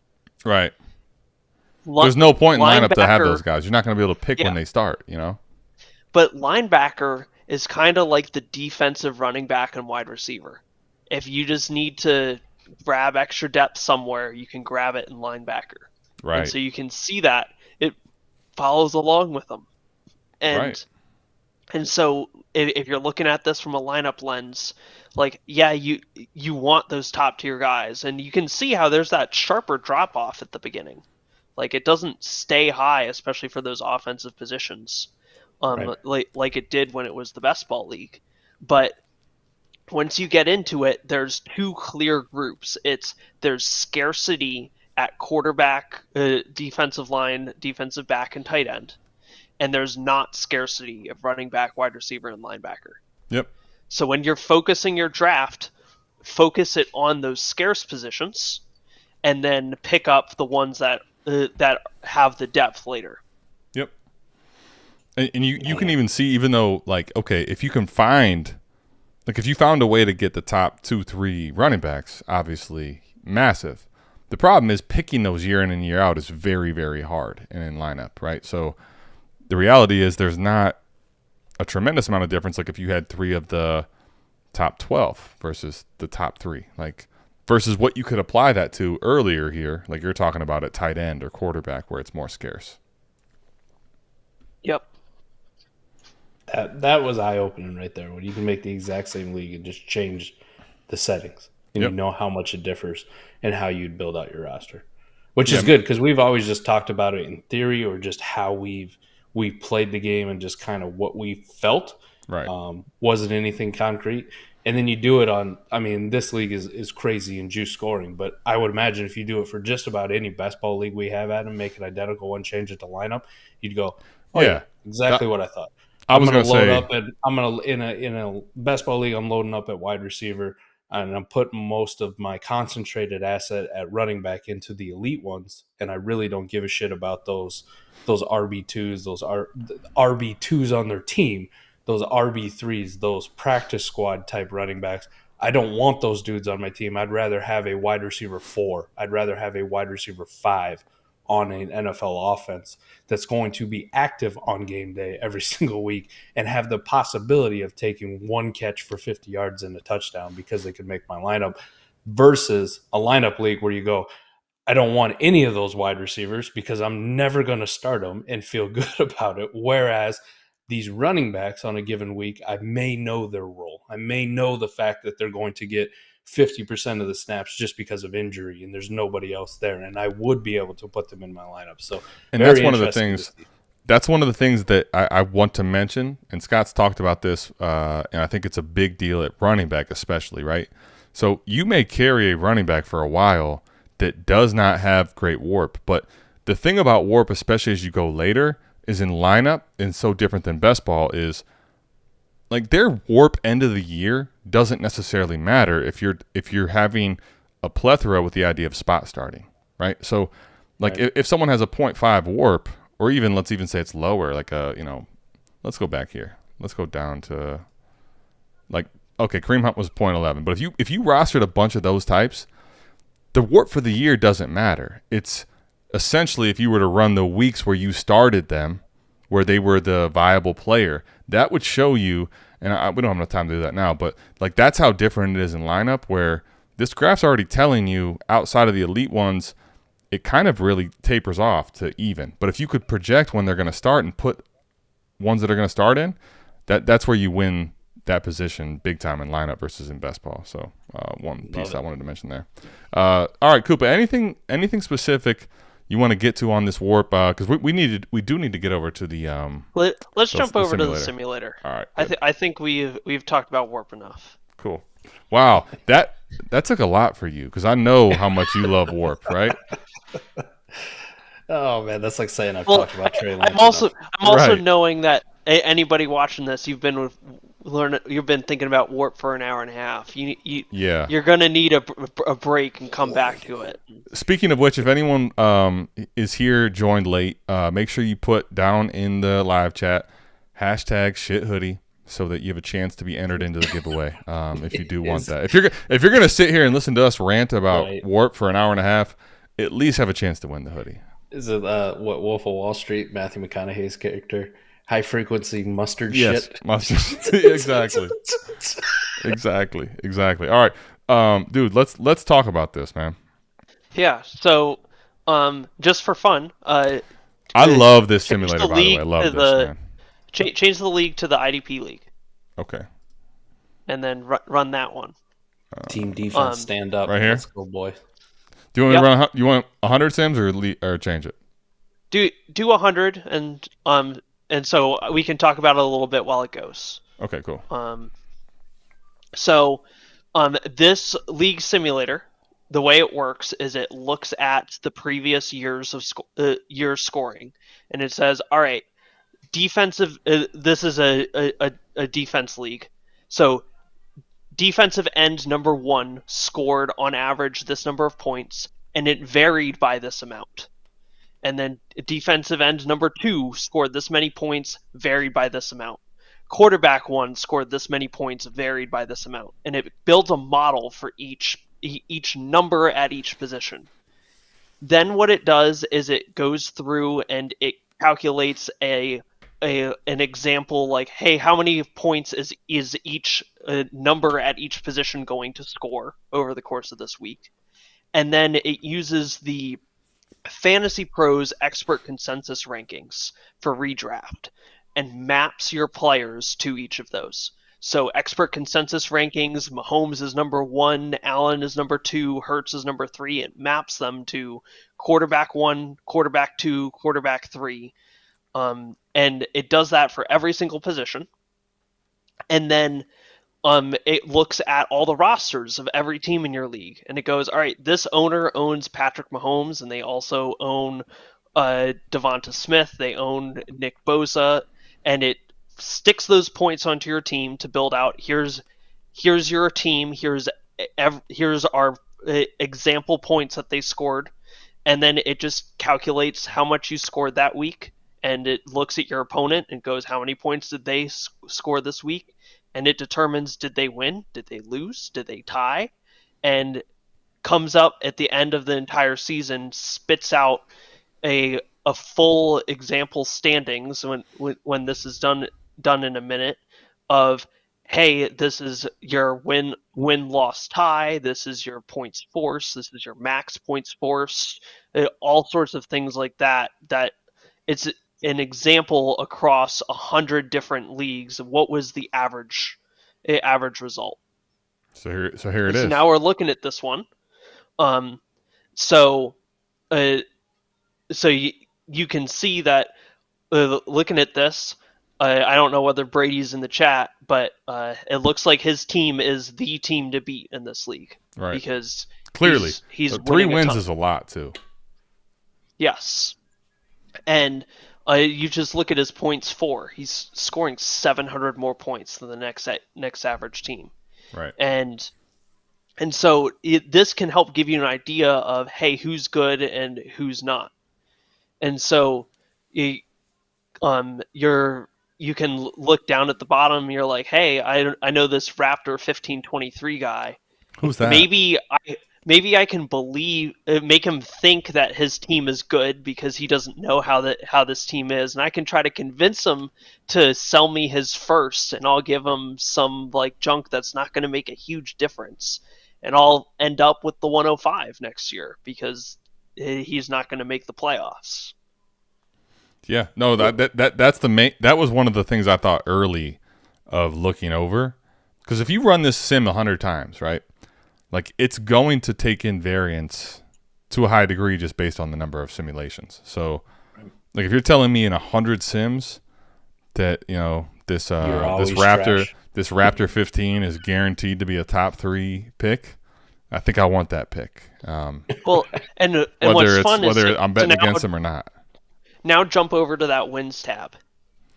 All right, let's go back to this. Boom. So this wins tab shows you the range of like how many wins am I going to score over the course of the season, and so Right. we can look at like a Plank Crew's team.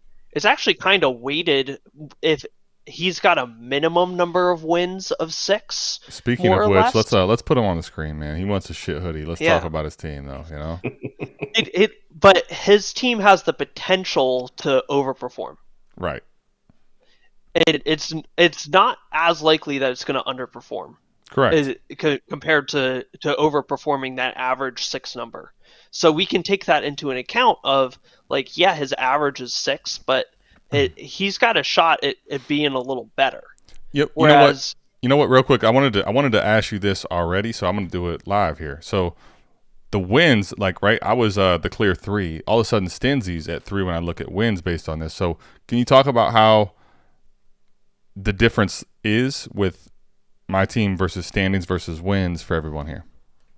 So they're gonna be pretty similar. Honestly, that little variance there is going to be the difference between how the wins versus the standings take their averages. So the two of you flipped because probably one of them's using the median and one of them is using the average just in terms of the ordering. And so, but what you can look at is your team is more likely to actually hit that 5 wins number. Whereas Stinsy's team is more likely to be worse than 5 wins or better than 5 wins than your team. So your team kind of it's solid at those 5 wins, but you can see that that 5 wins bar part is a lot higher than Stinsy's is. Right. And that's just because you're more likely to hit that value and not deviate as much. Whereas it looks like Stinsy's got some serious variance in his. So let me ask you this then: does that make you say I want Stinsy's pick over mine or no? It might. Okay. It depends on what you're trying to gamble against. Okay. And so like if you're looking at like somebody's team you might want to gamble against, so like you can look at D-Gate. Like that you don't that want to one gamble against that one. That one's it's got a pretty flat I know and you long. do. That one especially, well, it is flat, and I don't know that it's long, but it's flat. So definitely long, definitely long. But that one could easily turn for a 6-win team into a 10-win team, just based on variance. Right. And we know that that's Mike's team, and that's why he's joking about it. And it's because he's got a ton of defensive players, and so we talked about defensive players in this league, like they're a huge variance, and that's what you're trying to hit. And so we can kind of see that in his team. And so you kind of want to take all of these things like you do with the WoRP, where you have to look at the graph and the table and the roster construction and use them to kind of play off of each other. You do the same thing with the simulator. You can use the wins to give you the variance. If you go to the ranking tab, it shows you what the results are from each different where each team ends in the season, and like the points tab shows you the curve of how many points each team scores each week. And so you can use that to get an idea of, hey, where's the variance lie in my league, that I can look at the standings and maybe the 5th best team has the chance of being the 9th best or the 3rd best. And you can take a gamble on where they're going to end up just because you don't know. Like that would be what you call like a truly random 24 first. It could be early, it could be late, it could be a mid one. You don't know. Whereas you can tell some teams like, okay, yeah, for sure, this one's late. There's no way that this one's going to be early unless they make a ton of trades to crater their roster. Adam's so flustered he's on mute, man, because we talked about badass team. No, I mean my team is intentionally supposed to be bad. Like, I don't know if you guys are familiar. I do, the intentional tank quite often. This one may not have been intentional, but it's the tank, and after seeing WoRP, it's going to be intentional. But one thing I would say is, I think this league is a little different than some that I've looked at in the wins. But like, one thing to note, right? When you look at my team, honestly, when you look at a team in general that you're going to try to bet against, the one thing that I see though is if I'm not getting Forever Unclean, which I mean clearly at the bottom, like that is Forever Unclean, because that is a very girthy line at the 0 wins, right? Like that's who I want to bet against first. But the crazy part though, and I think this is something to note, is that if I was going to bet against someone having a chance to either get the number 1 pick or certainly be 2, it's my pick, right? Because there's variance enough over there, which is far exceeding the Stinzy in the window. So like that's something I've looked at on teams in other leagues too, is like the wins and how far it goes one way or the other. Yep. And so if you go to that ranking tab, Adam, yep. You can actually see where each team ends up at the end of the season. There you go. And I'm at 3rd again. And so Stinzy's at 4th, Forever Unclean. I'm sorry, what were you going to say, Koopa? Well, so what you see here is, so these are 12 different graphs of how everyone ends up. So 80 times out of the 100 is when Brady's team is finishing first. So he's likely locked into that to first round bye. And if you add up that 80, the first, and then it looks like he's almost at 20 finishing second. We have a first round bye for the playoffs. He's basically got it locked in. Right. That he's going to be in the first round of the playoffs, which is outside helpful of the most ungoffle. Like, just if he had the worst luck, is the only way he probably doesn't get a bye. Yeah. But if you look at the bottom right one, which is 12th, that's where you see Forever Unclean is by far and away likely to finish 12th. Correct. And then even 11th, you're looking at Forever Unclean in the window or are landing there most of the time. And so if you're saying, hey, I need to get 101 and 102 in order to get what I need for my team, those are the teams you need to be getting the first from.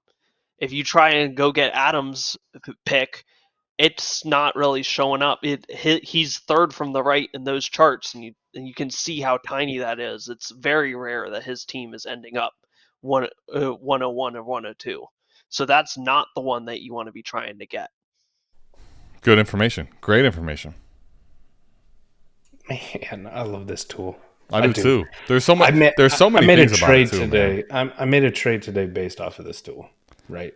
The market value was close, and I'm sitting there and I'm getting picks back, and I plug the league in and I look at it and I run the simulations. Now it involved a couple managers first, but I'm looking at it, and that's how I'm evaluating the trade. I'm looking at the trade in the league simulator going, man, these two teams finished towards the bottom, like a top 3 pick more than anybody else. And I go, I know the value on the surface of random 24 first is close enough, but the fact that these picks also project on a league simulator, if they don't make any other moves now, or they don't have some drastic change, as top 3 24 first, come this time next year, I look like a damn genius. So that's the kind of thing where I'm using the league simulator tool and trying to strategically target other people's first.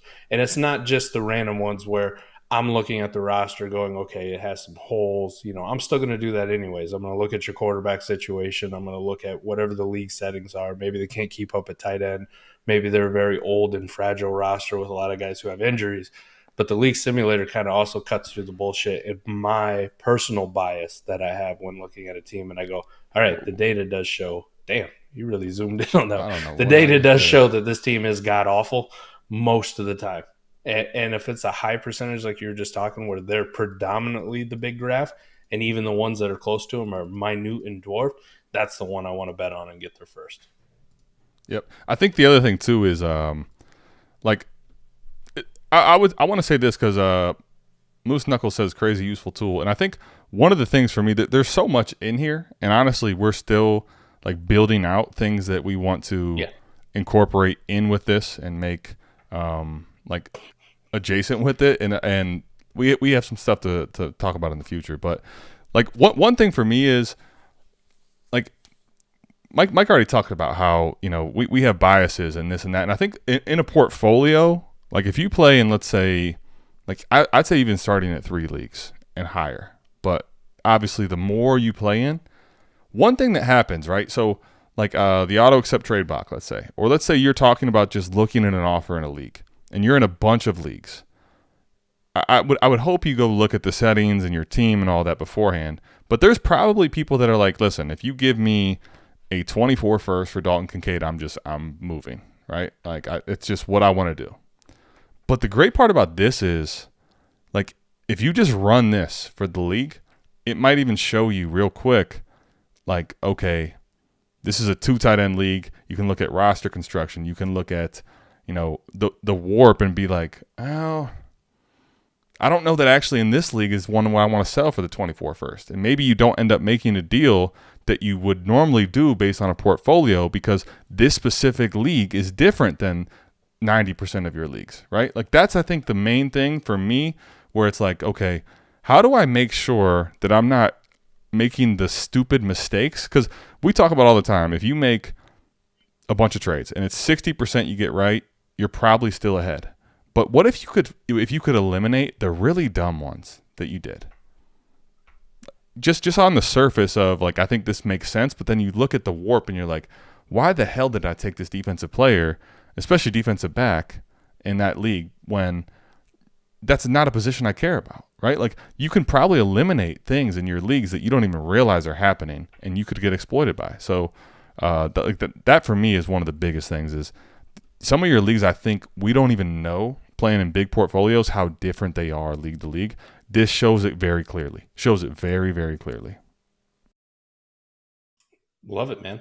This is awesome.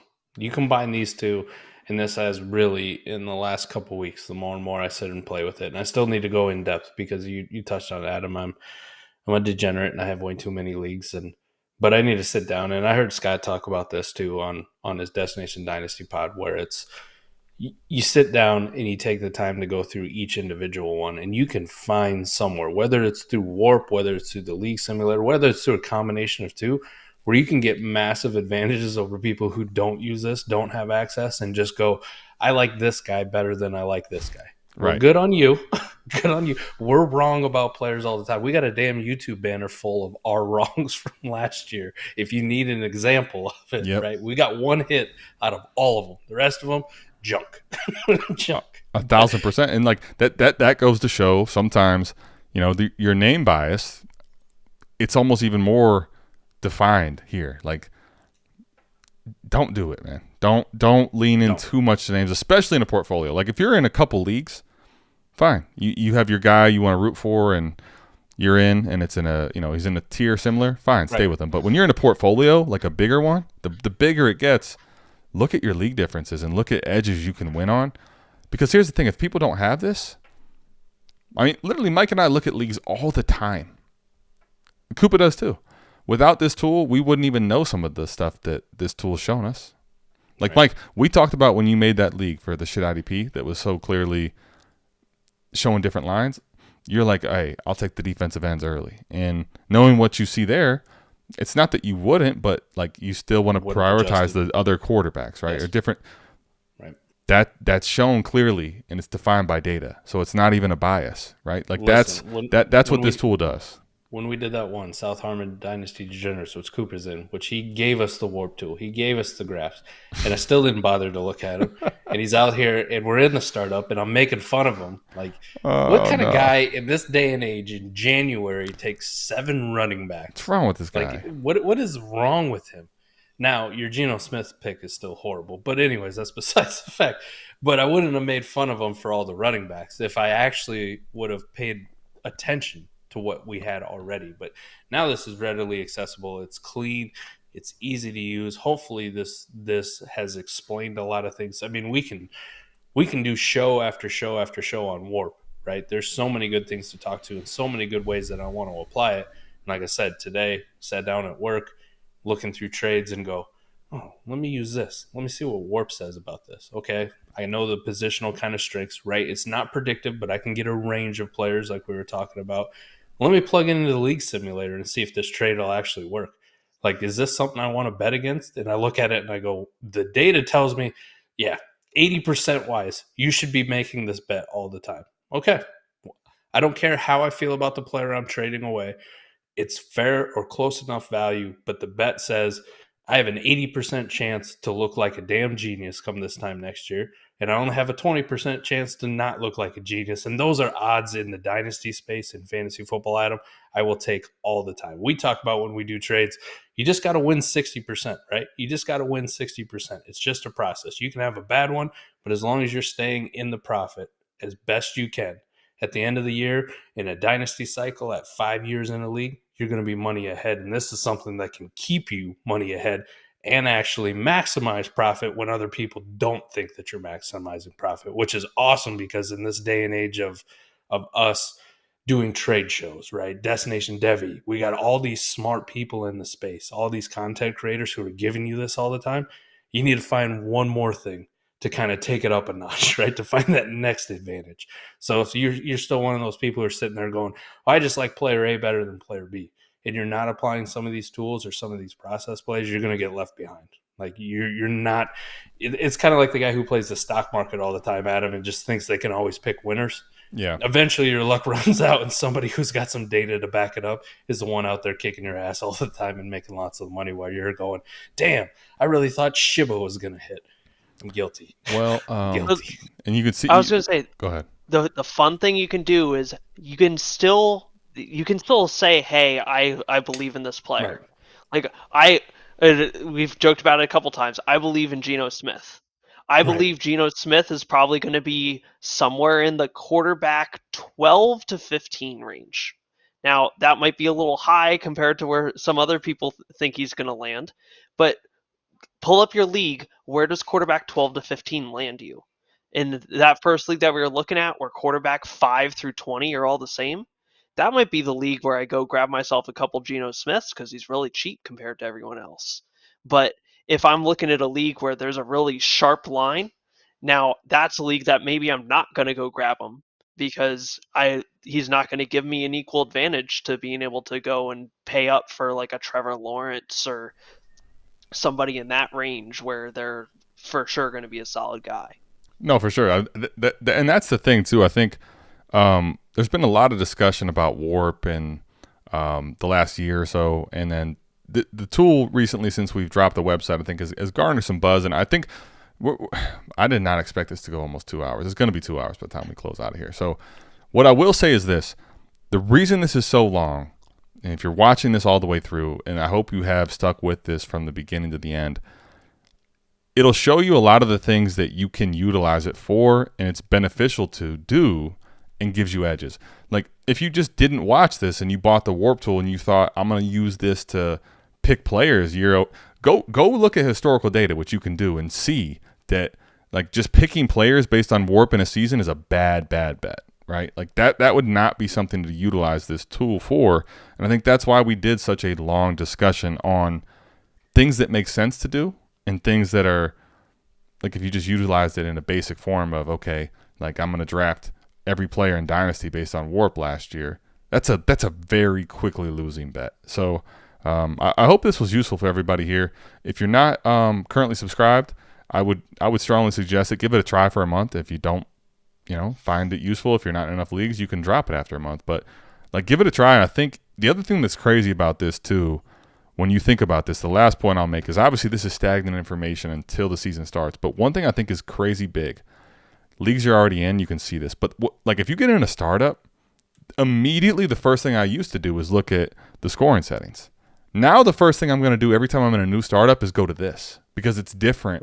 It's more in line with where I should be drafting than just the standard scoring setting. So if you plan on getting in new startups for the next 2 months, I think it's absolutely worth $6 a month to secure this information for a startup where you could actually gain out edges and build yourself a great start in a startup. So that's all I got, guys. Any final touches, thoughts on the website, the WoRP? I mean, we're already 2 hours in, but if you had some, get it off. You spend the $6.90 on the WoRP. You're basically getting you pay a $6.90 deposit on the league, because then you're gonna go and kick their ass this year. Exactly. Make all that back, right? You're like, that $6.90 wasn't nothing. But Adam, you want to do the draw? Can you do the draw on air? Who won the hoodie? So I'll tell you the truth. I don't think I can, because I have to wait for this to finish, and then there's a link that basically, once it finishes, it's going to run every comment on the live side.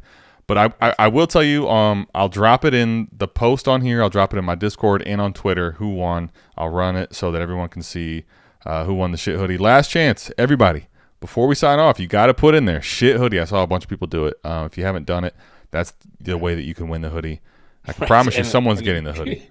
Koopa already said he'll sign it if you show up to the expo with it. Now, this is the caveat. If you buy a shit hoodie, right, you didn't win this one. But if you buy one, I mean, you don't even have to. I'll probably just make Koopa sign every shit hoodie. I love this. Shows up at the expo. Right, one, you definitely get assigned if you're wearing it in August in Canton, Ohio, a hoodie. Like, that's some gangsters. You're hardcore. So you definitely need your hoodie signed. But I think we should just have Koopa sign every shit hoodie that shows up in Canton. Love it, man. I love it. I'll do it. It shows up in front of me. Sharpie in hand. I'll give you a little Koopa on it. I love this, man. I love it. If you have further questions that are deeper than this, you can hit Koopa up. It's on the website, where you can hit him up on Twitter, on Discord. You can hit him up also. What is it? Is it just Koopa at southharmonff.com? Yep. That's the email, Koopa at southharmonff.com. Twitter's at Dynasty Koopa. And then if you're in the Discord, you can see Koopa Troopa 8 WoRP Worshipper. You know you're getting the right one because you see that tagged onto my name. Exactly. So I'll just say this. This is the start of what we're doing, and I could not be more excited for the tools that we have that are going to help people in Dynasty. While right now we're not putting it out to, thousands and thousands of people. Like, this is a big time edge, I think, for people that are playing in a bunch of leagues. You can utilize this as another piece of what you already have. Like, it's not the end all be all, but if you add this to the repertoire you have in a sharp Dynasty gamer, this takes you to the next level. So go check it out. southharmonff.com. WoRP Worshipper. Everybody gives Koopa some love on Twitter and Discord, whatever. But we will see you back here. Not even for this. We'll just see you, another time for South Harmon stuff. But go check all that stuff out. Other than that, like tomorrow morning for a trade. Yeah, for the trade show. Just wake up with us. It's not the wake up show, but wake up with us on some trades. Well, we wake up much later than Ray and Jay. That's fair. Yeah, no doubt. But our we're out of this. is like brunch. So yeah, I hope this guy was useful to everybody here. We are out of this thing. We'll see you guys next time. Peace.